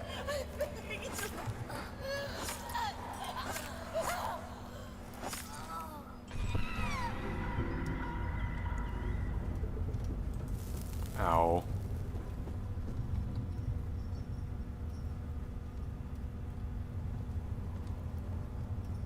I have no memory of this. But I do have a memory of this. I know what's going to happen here.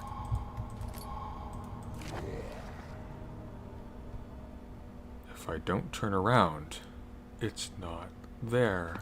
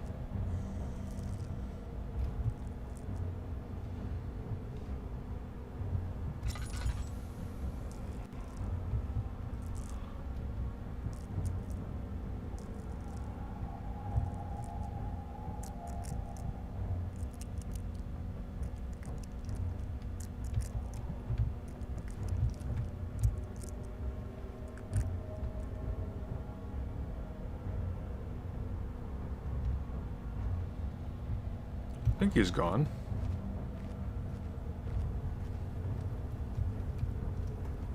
But I also think he's right down the hall. Alright. 3, 2, 1. Woo-hoo-hoo-hoo!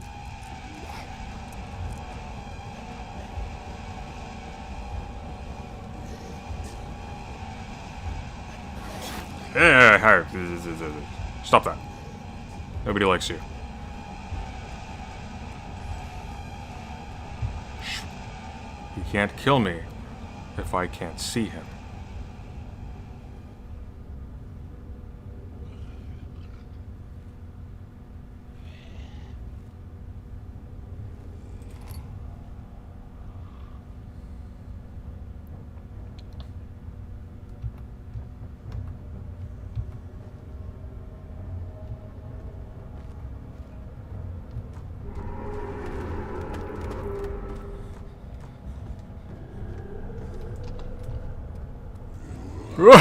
Okay.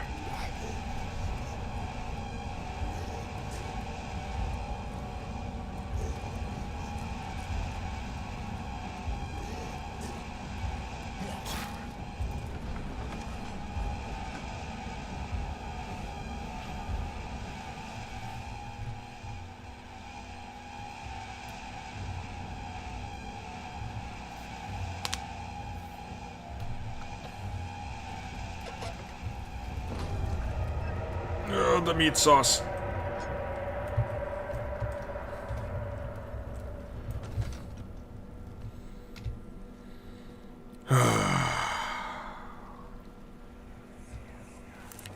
Don't forget your bag, Daniel. I won't, Herbert. There is no shame in using a parasol in the desert. As it happens, it's imperative to your survival. But it looks ridiculous. The shade will hurt much less than dying, I assure you.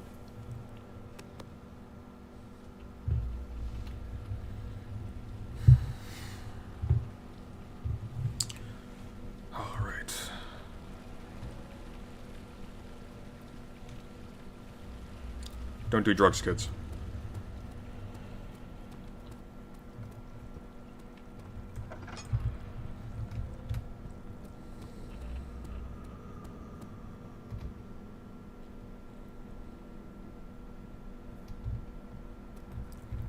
Could I walk around that fountain, please? Why do you want to see the fountain, you pervert?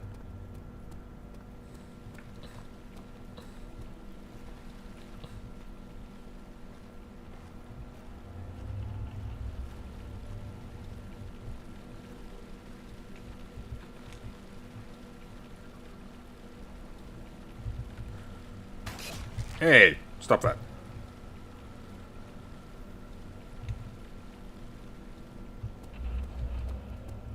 Oh, I think there's some more supplies we missed back here. Unless I'm mistaken. I thought there was. Maybe around the other side. Thought there was a chest. Ah, there is. Brilliant. We already opened that. Okay.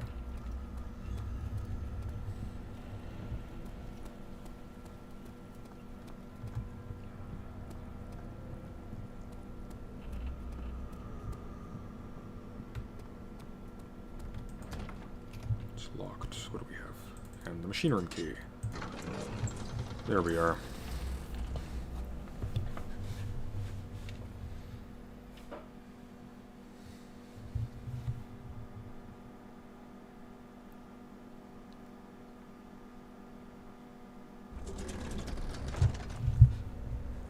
This is actually my favorite room in the game. I don't know why.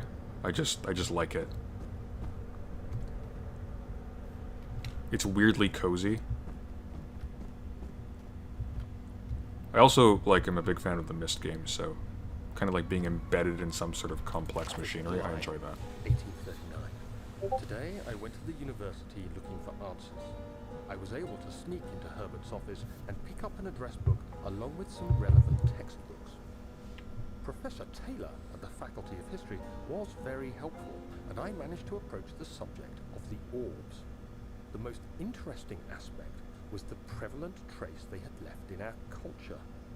The mythic orbs may, in fact, have inspired the globus cruciger, which so many royal regalia holds to this day.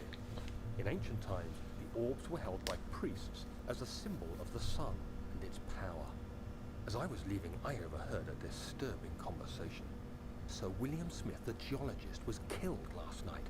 Less than a fortnight had passed since I'd asked for his expertise.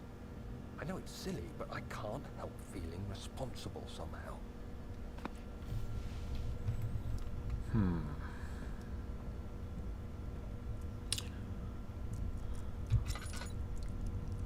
Adequatio precious. Alright, let's see. We had specific instructions that explain this.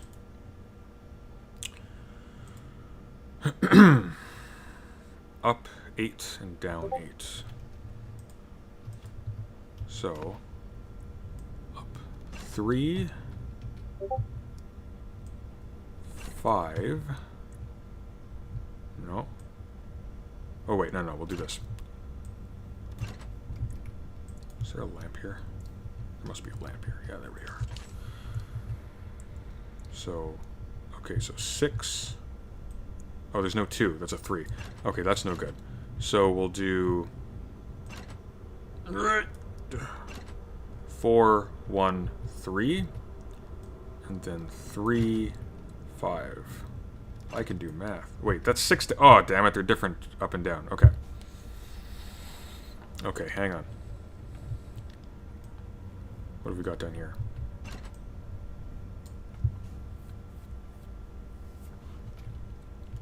Okay, so 1, 5, 2, 2, and then... Oh, why can't that go up? Oh, wait, is that stuck? No, it's not. Okay, 2.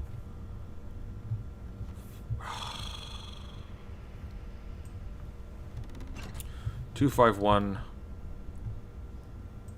1. There we go.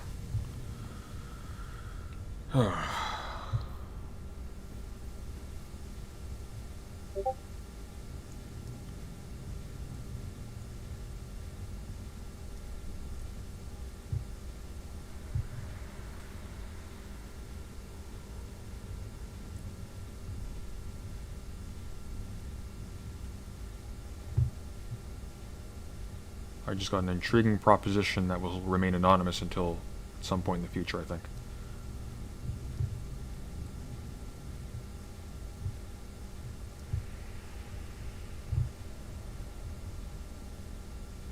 Alright, cool. Okay, as we were. Oh, we need to find gears before we head all the way down to the bottom, because that will be a pain to come back and look for them all. Okay.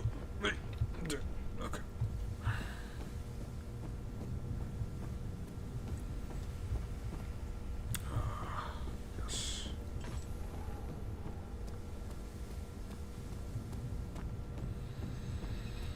Oh, I haven't mentioned this yet. I'm apparently going to be talking to Dr. Heemdout next Sunday. In the afternoon, my time. Note that there are only 2 spare rods left in the storage for the elevator machinery. Make sure to only discard the ones that are badly damaged. Keep the others in the inner study rooms in case all 3 would crack again. Okay, I believe I have them all. I think typically you come here first, but I know what I'm doing. So I am a veteran. Yeah, so I'm going to be talking to Dr. Heemdout concerning his interaction with Professor Flowers. I dissed his interaction with her. He dissed his interaction with me. I think more spuriously, but of course I do. And we'll be going over that. It's also tiresome. I thought his interaction with her was profoundly lazy. I was really frustrated by that. He had a list. It seemed like he was fishing for moments. This is a guy who runs a podcast with Dylan Burns. I'm not entirely surprised by this conduct. It's par for the course. But it really is just exhausting.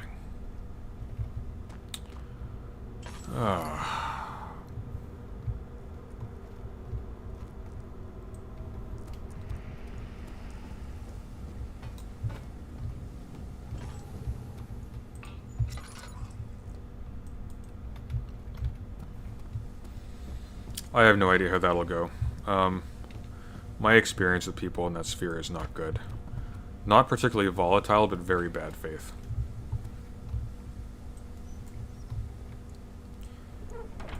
Probably not as bad faith as book smarts types, but still. I'll probably need a shower afterwards.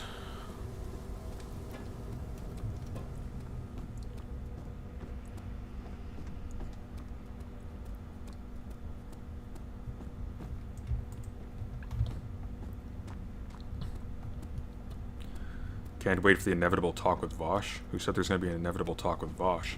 It's possible he never talks to me again.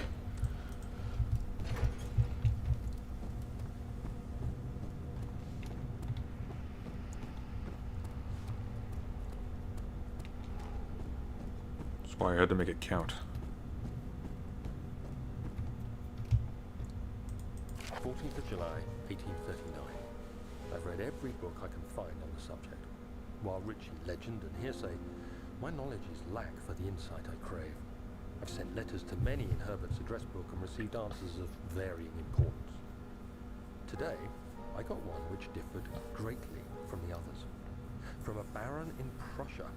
He said nothing about the quaint stories of priests in underground temples. He didn't even mention them. He simply wrote, "I know. I can protect you. Come to Brennenburg Castle. Signed, Alexander." What am I to make of this? Protect me from what? Is someone after me? I looked up Brennenburg and traced it to the Prussian woods near the Baltic Sea. While being the least informative letter I've received, it causes me greatest distress and interest. As I write, my thoughts are drawn to my nightmares in which a most disturbing sound calls to me. A sound defying description. A voice from the void. The last few weeks have been awful, with so many sleepless nights dreading a repeat of those horrid dreams. Tomorrow, I shall visit my physician, Dr. Tate, in hope that he can provide me with sedatives to help me sleep. Zanzi says, I found Heem pleasant when I talked to him, but it wasn't contentious. Seems a typical liberal type. I was focused on making Marxism and Marxists look sane. The trick here is that, again, as you say, without contention, and this is before, he has some momentum. Right now he has some momentum, not a lot. He's barely bigger than I am, but which is sad. But I shouldn't really say that. I'm comparing it to myself, but you know what I mean. But I mean, I shouldn't be dissing him, and I think, to be fair to him, he deserves a bit of charitability too, because this isn't his area of expertise at all. That being said, I detected when I was watching that he was fishing for, you know, he wanted to be one of the people who exposed Professor Flowers. I didn't like that. Needs more work for it to run. Right. There is a thing missing. What is the thing missing? Do I need oil? What is this? We have the gears. We have the fire.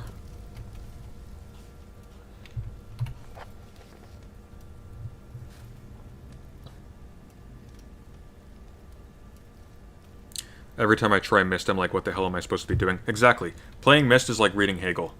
You just have to stare at it for a long time.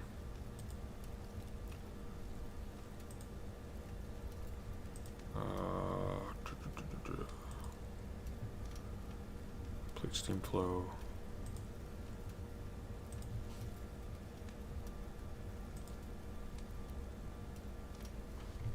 Machine equipment memo. Okay. What is missing here? We have the fire. Have we... Yeah, so we've triggered this. Okay. We have the gears. Okay, what's stopping? Those are turning. So those are ready. What's happening over here?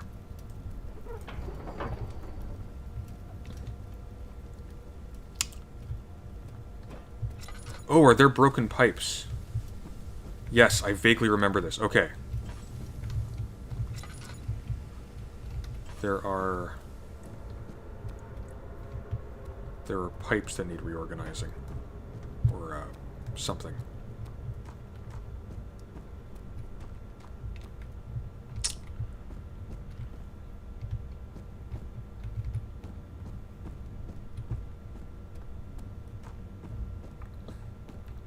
But yeah, we'll see. I don't think it's going to be like my conversation with Doomer Politics. I think we will actually get somewhere, but... You know. There's nothing left. What do you mean there's nothing left? You got all these perfectly good pipes here.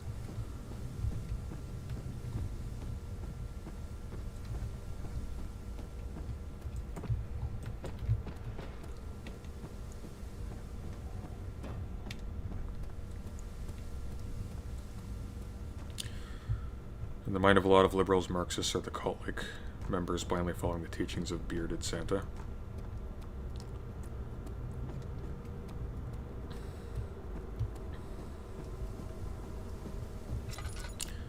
I guess it's a bit frustrating because people don't really understand what liberal means. Like, people think liberal means nice lefty. No, liberal refers to onboarding some presumptions about the requirements of an ideal political society and what kinds of institutions are essential to a community's functioning.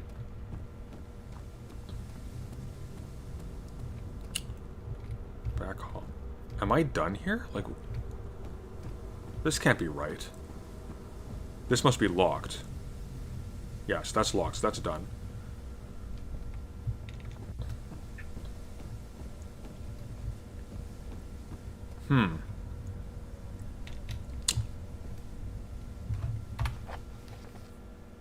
Notes.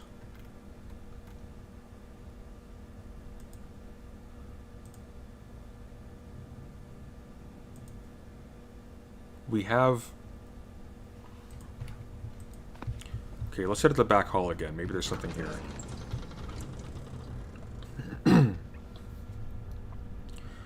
Yo, Sunday, got any advice for a computer science undergrad looking to get into philosophy as a hobby? And possible postgrad student? I would just start reading Plato's Republic and just go from there. Plato's Republic, I almost wouldn't even recommend Aristotle's Metaphysics, not because it's not important to know, but just because. I'm probably the wrong person to ask, to be honest. I'm going to be slanting you in the direction of political philosophy or political theory. But Plato's Republic is a great intersection and a good place to start. It's also just one of the more fun things to read, and it'll stick with you.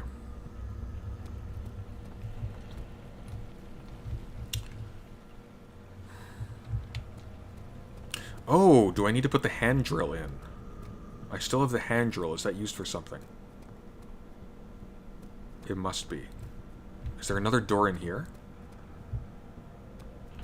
No, okay. Yeah, so we must still have work to do down there specifically.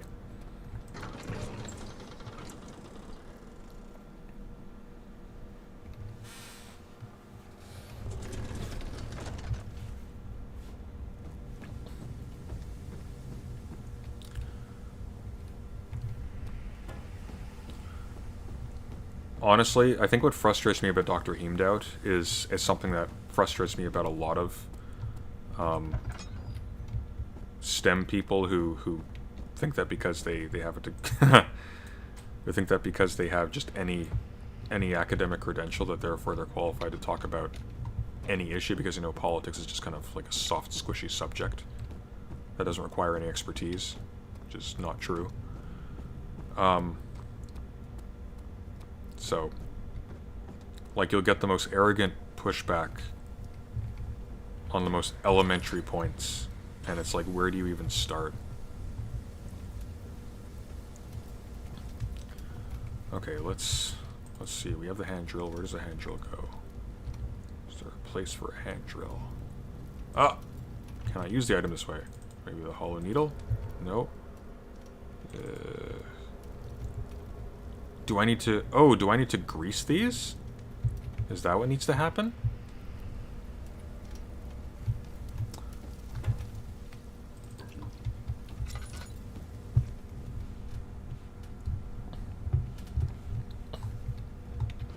By the way, that's not to diss anybody in STEM. I have a lot of respect for people who go through the hard work.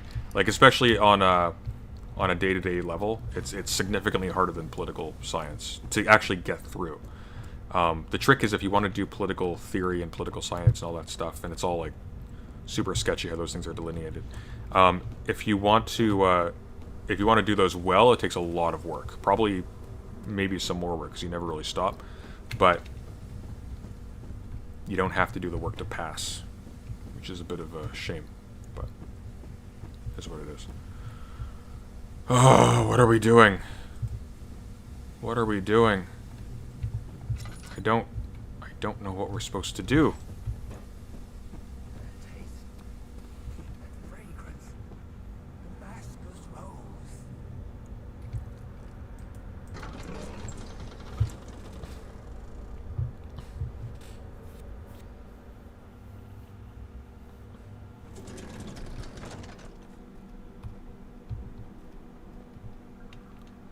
Oh yeah, actually, funnily enough, so Jelma recommends the Nicomachean Ethics. Actually, that's funny. Me and Jelma actually met in a seminar on the Nicomachean Ethics,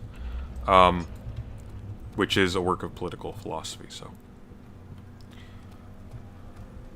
but yeah, good introduction. I would do Plato's Republic, Aristotle's Nicomachean Ethics, maybe Aristotle's Politics if that interests you.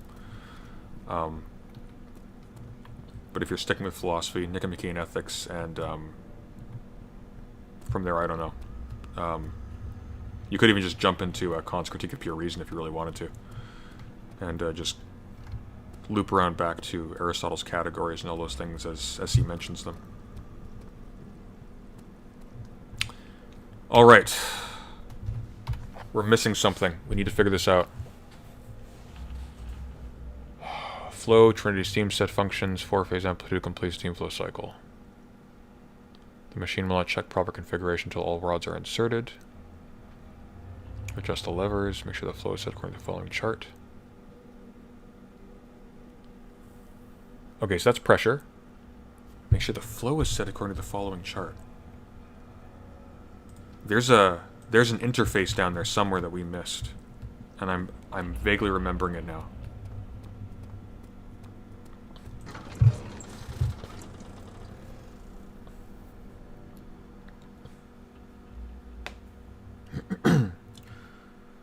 Maybe I'm odd. I went from studying physics, math fucked me, so changed major to politics and philosophy. I deeply respect both. You are odd, but that's probably a very useful trajectory.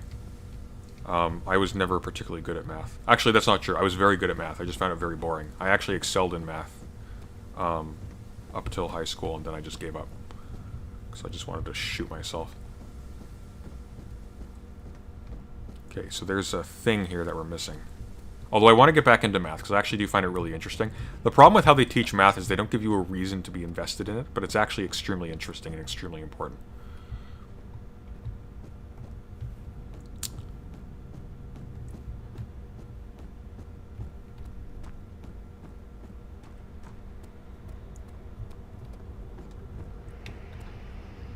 I used to be, for a brief period, top of my class in math until I just stopped trying.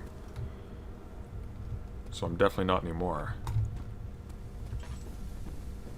But that's when that's when you could get me with, like, you'll buy me a Lego set if I ace the test or something. Now I'm just like, what's the point? What's the point of going out there? They'll only laugh at me. Oh my god, where is the interface? Okay, rods. The rods are in. Okay. That's the tractatic. That's flow, okay. That's flow. Wait. Oh, are these in the wrong... Let's see. Trinity steam rod, flow cycle rod, 4-phase amplitude rod. Oh, okay. 4-phase amplitude rod. Oh, is this really gonna be that basic? Trinity, triangle, flow, circle. Ah! It's all coming together.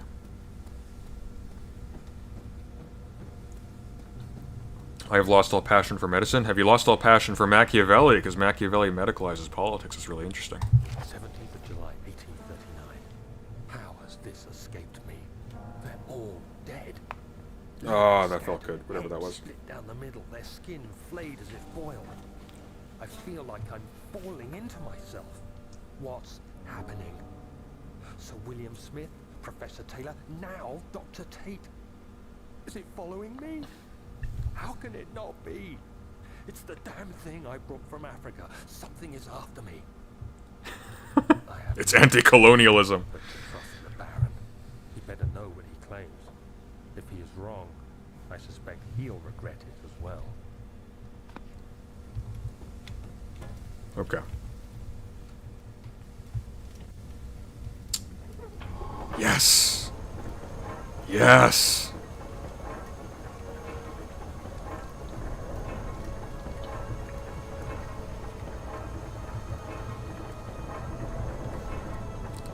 I never saw you as a slacker in some regards.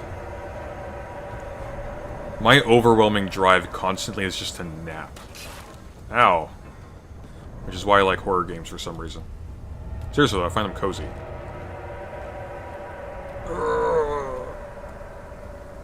Forbidden meatballs. Oh, you know where we're going next. Not that way. Hey, stop that.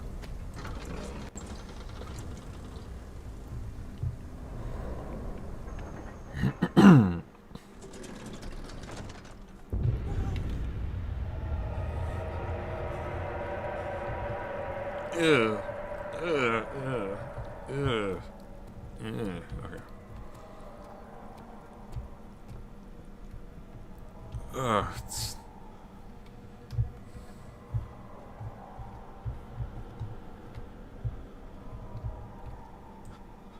It's like the engineering building at the university.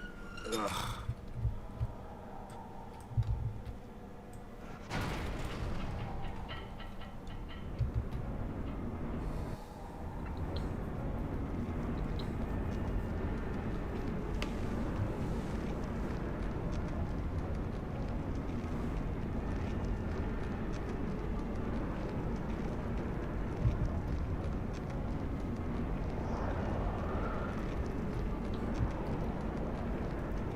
Man keeps a lot of wine.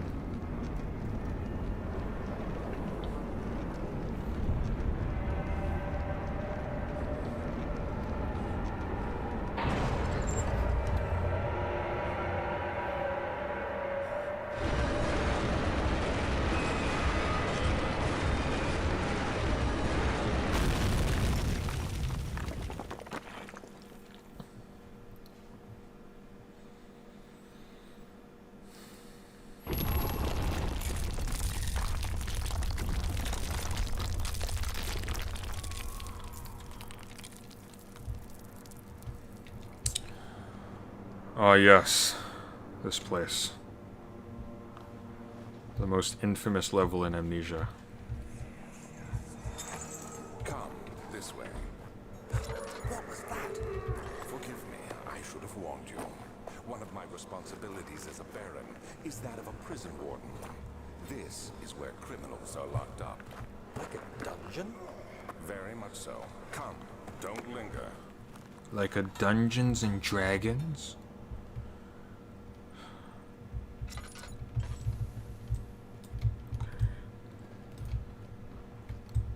Paint the flan, cut the limes.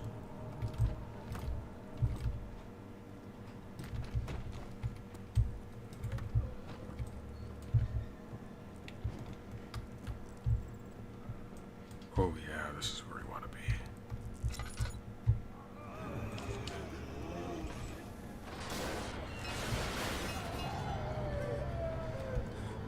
Run, run, run, run, run, run. Run faster. Stop tiptoeing, I don't care how scared you are. I tell you to run, you frickin' run. Okay.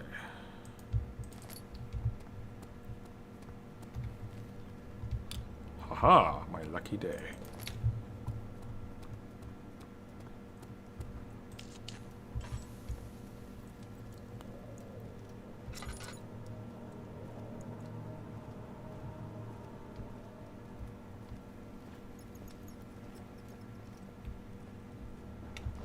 Oh, that didn't go very well.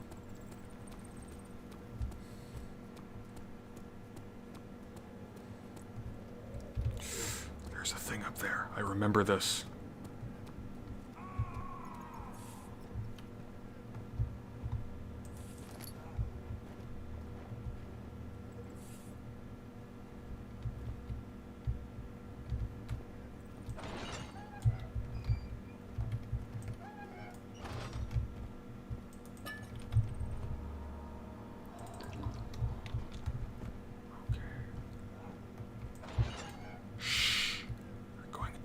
Scary thing.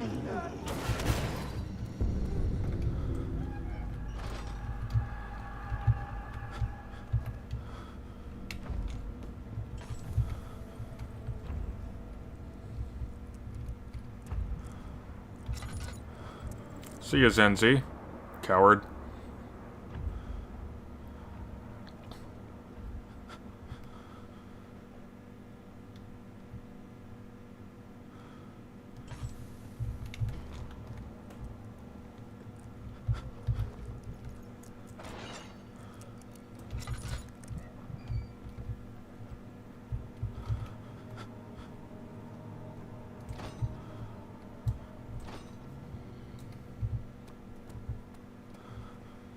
Do we need to go up the stairs? I don't want to go up the stairs. Hello, bye-bye. Hey, hey, hey, hey, stop that. Stop it. Whoa! Oh! I'm alive? Close the door, close the door. No, damn it, cutscene. Close the door. You're just making things worse. Look, this is no place for a young girl all by herself. She could be hurt or worse. There's no telling what horrors await down there.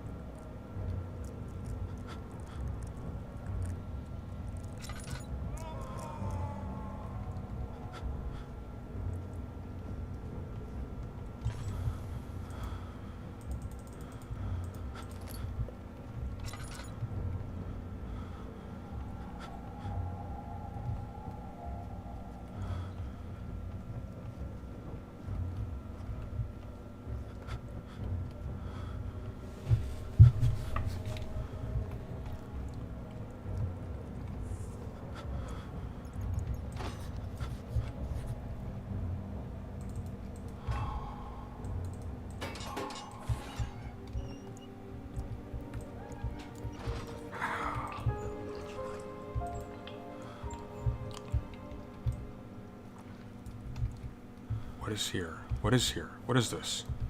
What was the point to this?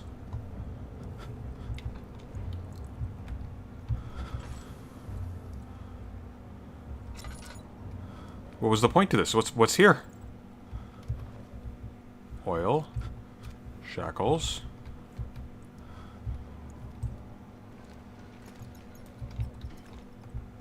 What the hell? There's... Do I still have the... Oh, I still have the hammer and chipper. Okay, that was proof of concept. Got it.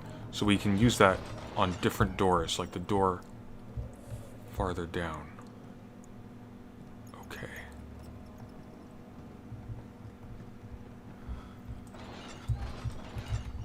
Nice.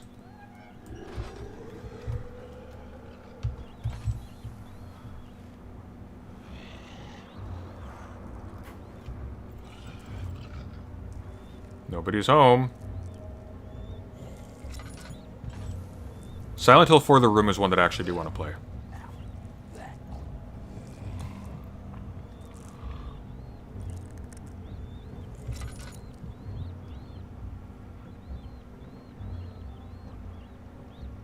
Surprised the rats don't alert him. This was Alien Isolation.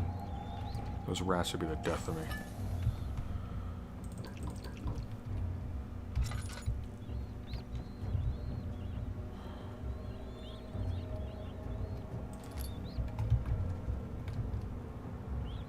Is he gone? I still hear the music, but I don't hear footsteps.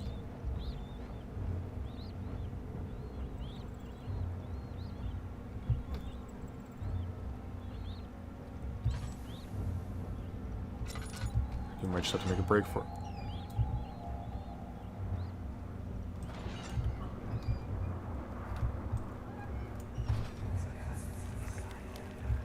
But Mother, I don't want to leave without you. Hurry, child. You must go.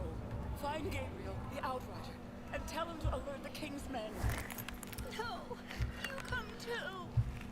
Please, we don't have time to make the hole any wider. Someone is coming. Hurry. I'll cover the hole with the bed. Everything will be fine. I promise you.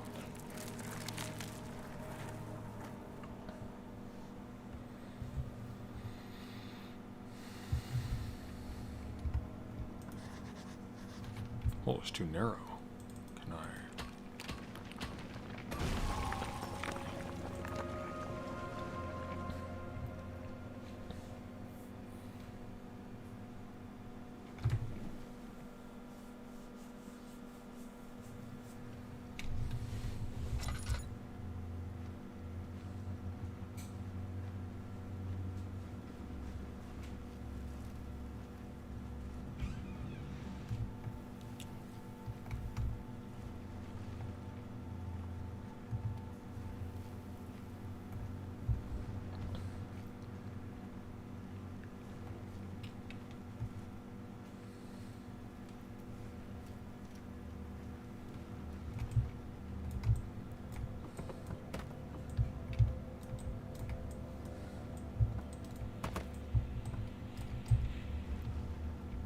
Oh my god, just move, move, you stupid rocks. Move.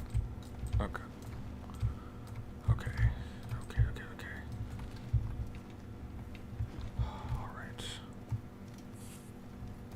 Storage. I hate the stairs. Stairs are always bad here. They always hide creatures on stairs. Like it's their freaking job or something.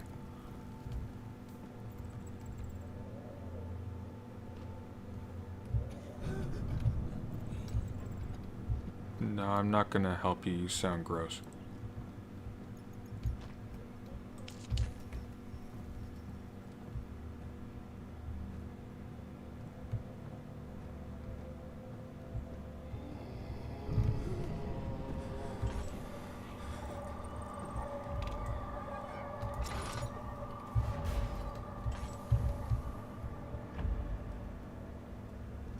Whatever it takes.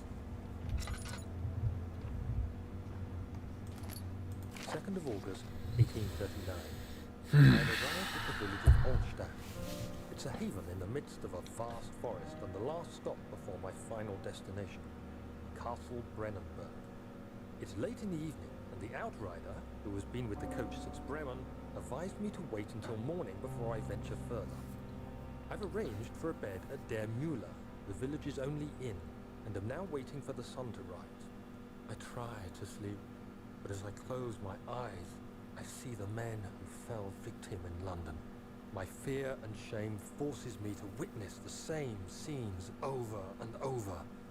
They are dead because of me. Alright, I... Safe? Well, it's for his own good. Pardon?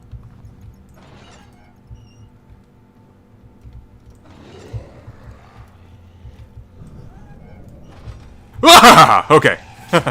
That's not good. Excuse me. Nope, that was the wrong way. I mean, cheese out of you. Come on.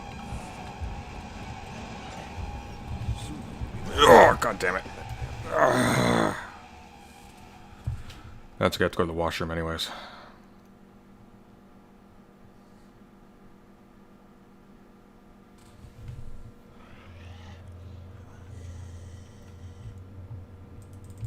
Where are you snarling at? Alright, I'll be right back.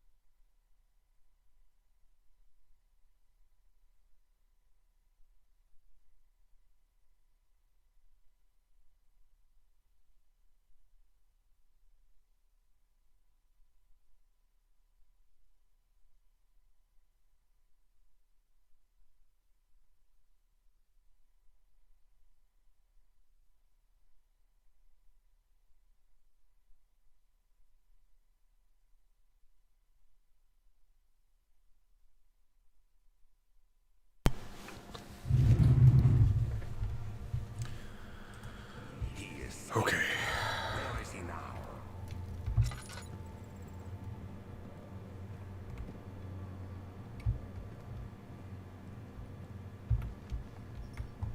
Colina. Kitchen.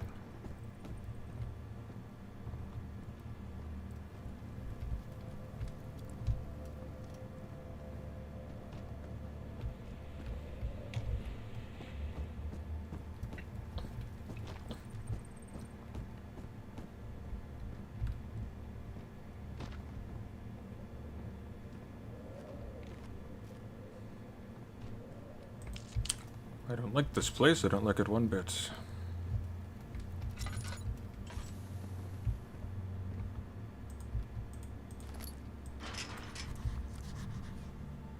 Fortified with a metal padlock. I need some kind of acid again, don't I? Hey, you! Stop! No. Don't come any closer. I just want to leave. You can't go outside. It's too dangerous. I'm telling Gabriel. I doubt that very much.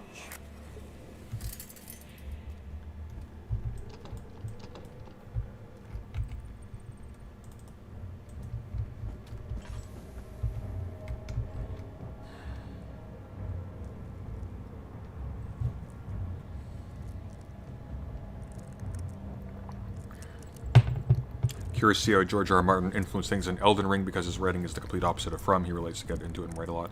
Yeah, that's kind of why I'm not looking forward to it, to be honest. I'm not a fan of George R. R. Martin. I find him kind of shallow. And his critiques of Lord of the Rings were just silly. Like, he thought that... Oh, there he is. He thought that it was, it lacked depth because there weren't, like, religions in Middle-earth. I mean, first of all, there are, but secondly, that's such, like, a vapid, modern view of what a religion is. I've made a terrible mistake, haven't I? Am I gonna walk right into him?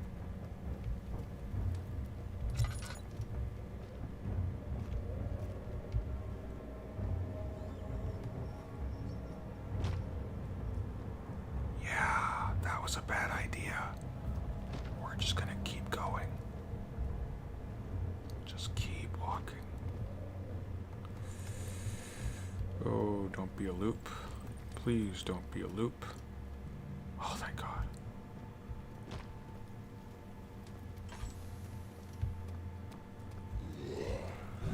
Oh, for God's sake. This is ridiculous.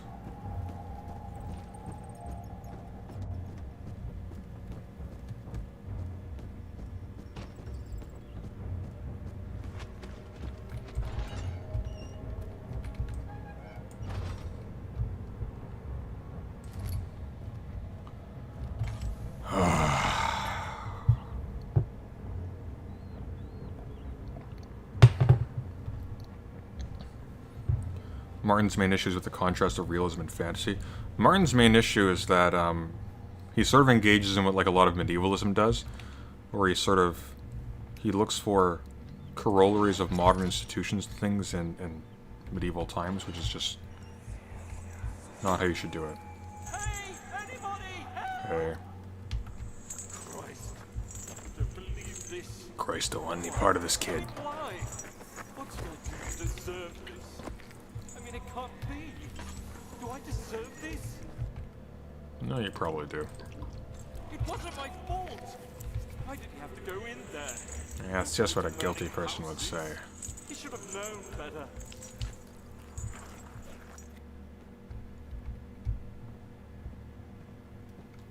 Okay, where am I going? Kitchen, right. I'm still going to the kitchen. Oh, I hope he's not still there. That'll suck. That would suck. I was so happy to get down here, too. Wait a minute. Oh, I see. It's just the other way from where it was down here. Budge, can I... Nope.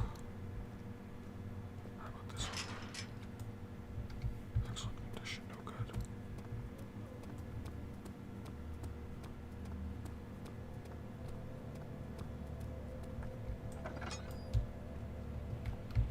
Aha, here we are.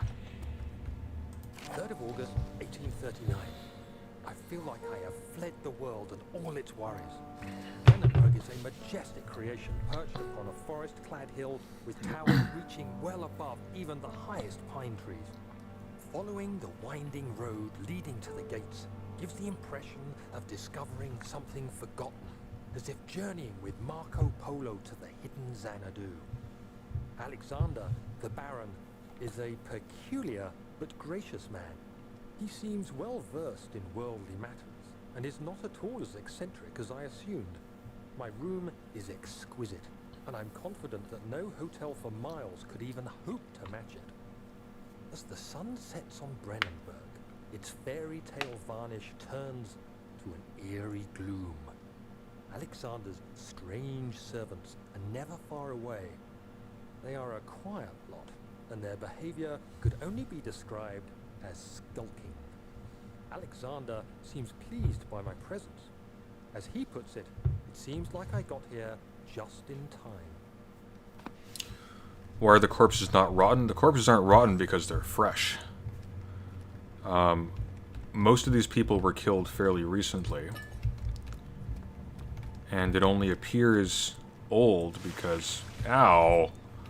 Because we used the memory wiping drink. So, we need a pot. We need something to contain that. And I feel like this is the kind of place where you would find it. But at the same time, doesn't appear like one's there.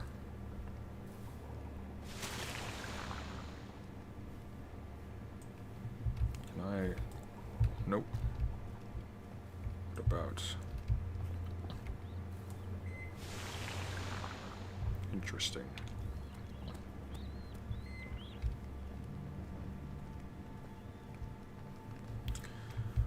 Alright, well, we know that the acid is there.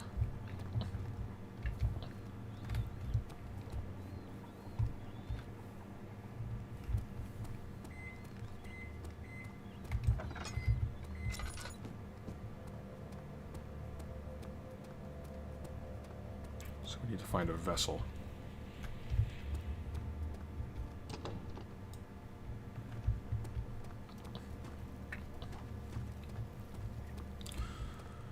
Oh, and of course that's at the beginning of the level, so we're running all the way back.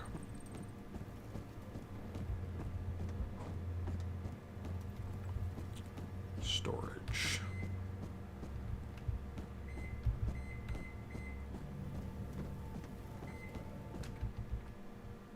Ooh. Let's boost that. Okay.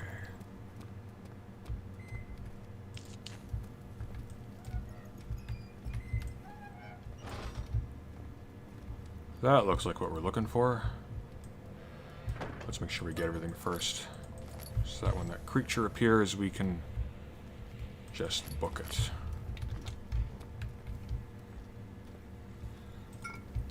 Okay, glass jar.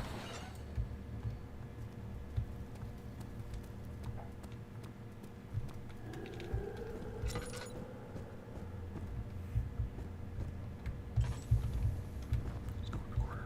Look down.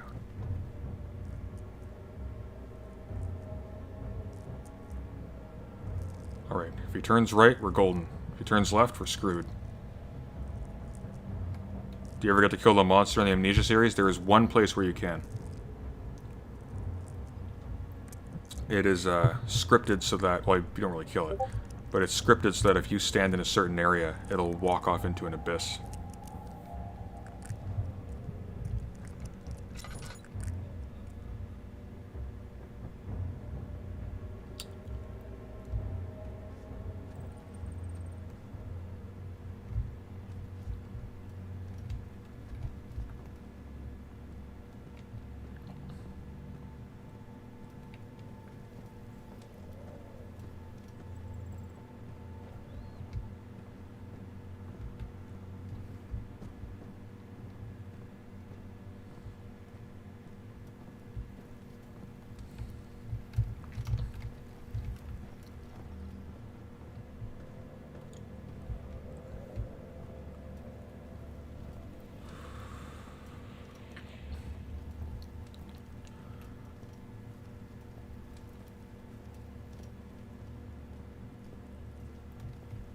Oh yeah, no, Daniel is the one who killed the prisoners. The Gatherers simply gathered them. Hence their name. Wait.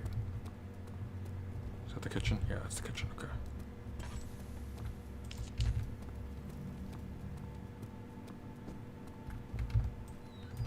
There we go. Hide in the pigs, hide in the pigs, hide in the pigs.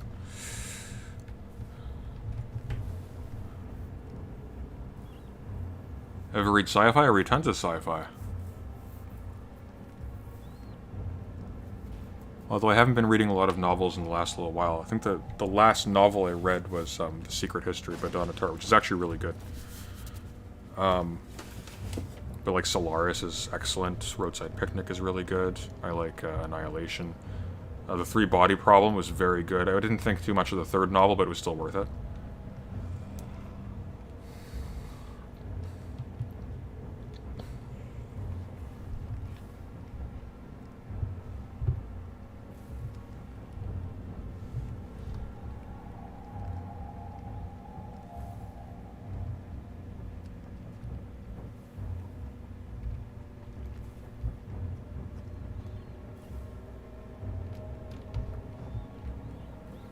Oh, there he is. You can see him.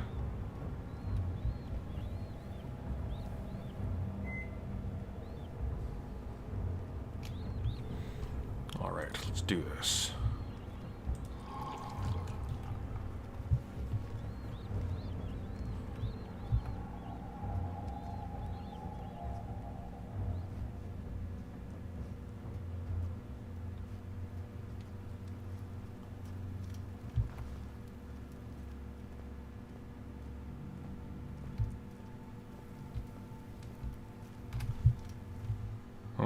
Someone's messaging me. What's going on?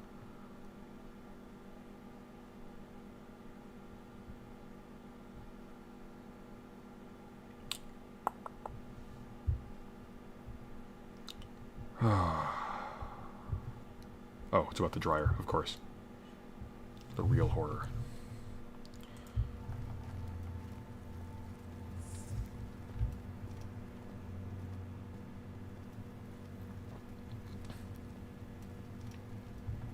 Would I do a political analysis on furries? No. I have no issue with furries. I just don't want to know any more about them than absolutely necessary.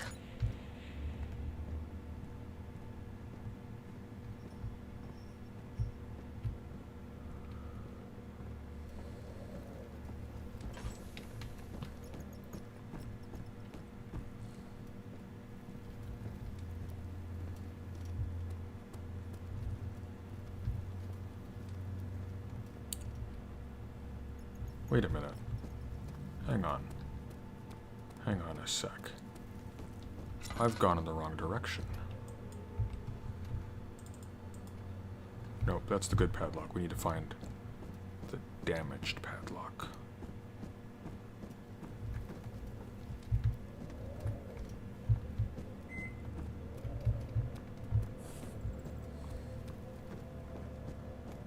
We're almost out of here. The worst part of the game, we're almost out of it. Is it that? No, I think it's this way. I think it's this way. I'm so lost. No, don't tell me what to do. Inferior me. Ah, here we are.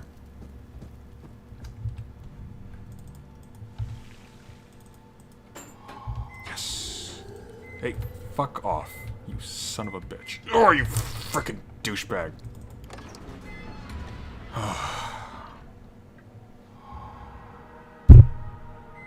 2001: A Space Odyssey. I saw the film, I haven't read the book.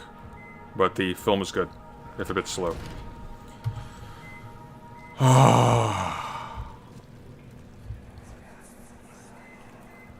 So you used the drain sewers as a means of transport?